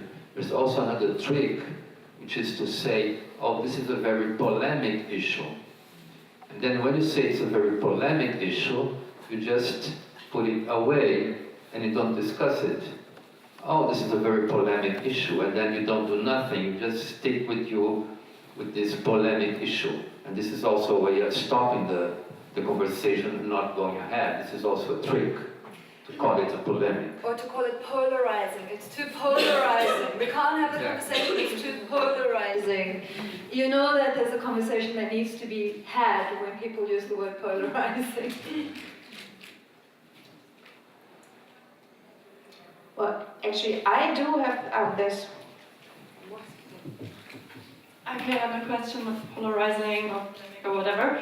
I want to share my thoughts about it because in Germany, in the feminist movement, it's like, it's not a proper word for it, but I don't have another one. It's like avant-garde, that sex workers have to deal with it. There are also feminists who are totally opposing sex work and want to have the penalization of clients, and that we have to go to the same panels with them, discuss with them, or at least that they're at the same events. And in my eyes, in other social movements, like the gay movement or whatever, people would no longer dare to say, okay, in order that you want to have your topic discussed here at our platform, so it's a congress or an online blog or whatever, you have to agree that there's also one person speaking for the penalization of clients and against sex work. So I really, really wonder why there is this acceptance for many, many different categories of discrimination, where you don't need to deal with the people who are totally opposing you and the way of life you live and want to put you into dangerous social climate. And that is actually the case in Sweden, where there is the penalization of clients, and also in France, where they just introduced the penalization of clients in 2016, but sex workers still have to deal with it. It really makes me quite angry each time. It's an extension, Melissa, of what you were saying, right, about the two positions. A sex worker is not generally allowed to speak in public space unless there's somebody else in the room to pull down the position of the sex worker and to oppose the position. Yeah, it's something that I think is being shifted, and there's certainly more politicization in the sex worker community, refusing to be part of those kinds of spaces, of saying no, you can't just only invite me to be half of an opposing view, right? We can have a debate about which laws work, but we can't have a debate about is sex work good or bad, right? That's sort of beyond the scope of what you can expect someone to show up in a room and defend their humanity, right? To defend their right to have a subject position. And I find that that debate, though, that kind of framing is still the norm. That they might be saying what we're debating is should we go for the Swedish model or the penalization of clients? Or should we go for like the Wild West of full decriminalization? Like, I would love to have a debate in the US about like, why do people think criminalization works? And like, let's have someone sit here and say like, this is why it works, and then we can have someone say this is why it doesn't. Like, no one really wants to defend our laws. Like, no one like is saying that they work. But people do want to have this sort of like, we should penalize clients, except that our clients are already penalized in the US. So it's kind of the way this debate plays out there is kind of nonsensical and abstract. And I think that's like the bottom line, is it abstracts people's real lives into these like sides of an issue. Well, actually, I think the community, the public is thinning out a little, and I think we've heard a lot of things, and that was, I think, one of the most interesting symposiums in the field of contemporary art I've ever been to, because there have been so many things that usually we don't talk about when we go into the field of a museum or of an art space, and I think this is the great thing about art, that it brings all this together. This is not my perspective. And I think everybody who's here had a very different perspective, and maybe took many different things from here, but I think it was a great day for everybody. And I think that now maybe the discussions should go on in private talks, and I think the discussion will go on. We saw that there are many things that still everybody needs to talk about, but I think everybody now deserves really a break. And I would say thank you, Candice, for organizing this very interesting day and for doing this work, and thank you for all the participants who came here, and thank you that you just came and sit here and talk with us. And so I think you want to say some words. I would just like to thank everybody for spending the whole day with us. It's been a long day. We didn't build in too many breaks, but for me it felt like the day went very fast. My thanks go again to the Salon Berlin for allowing us to have this conversation with their support and with their funding.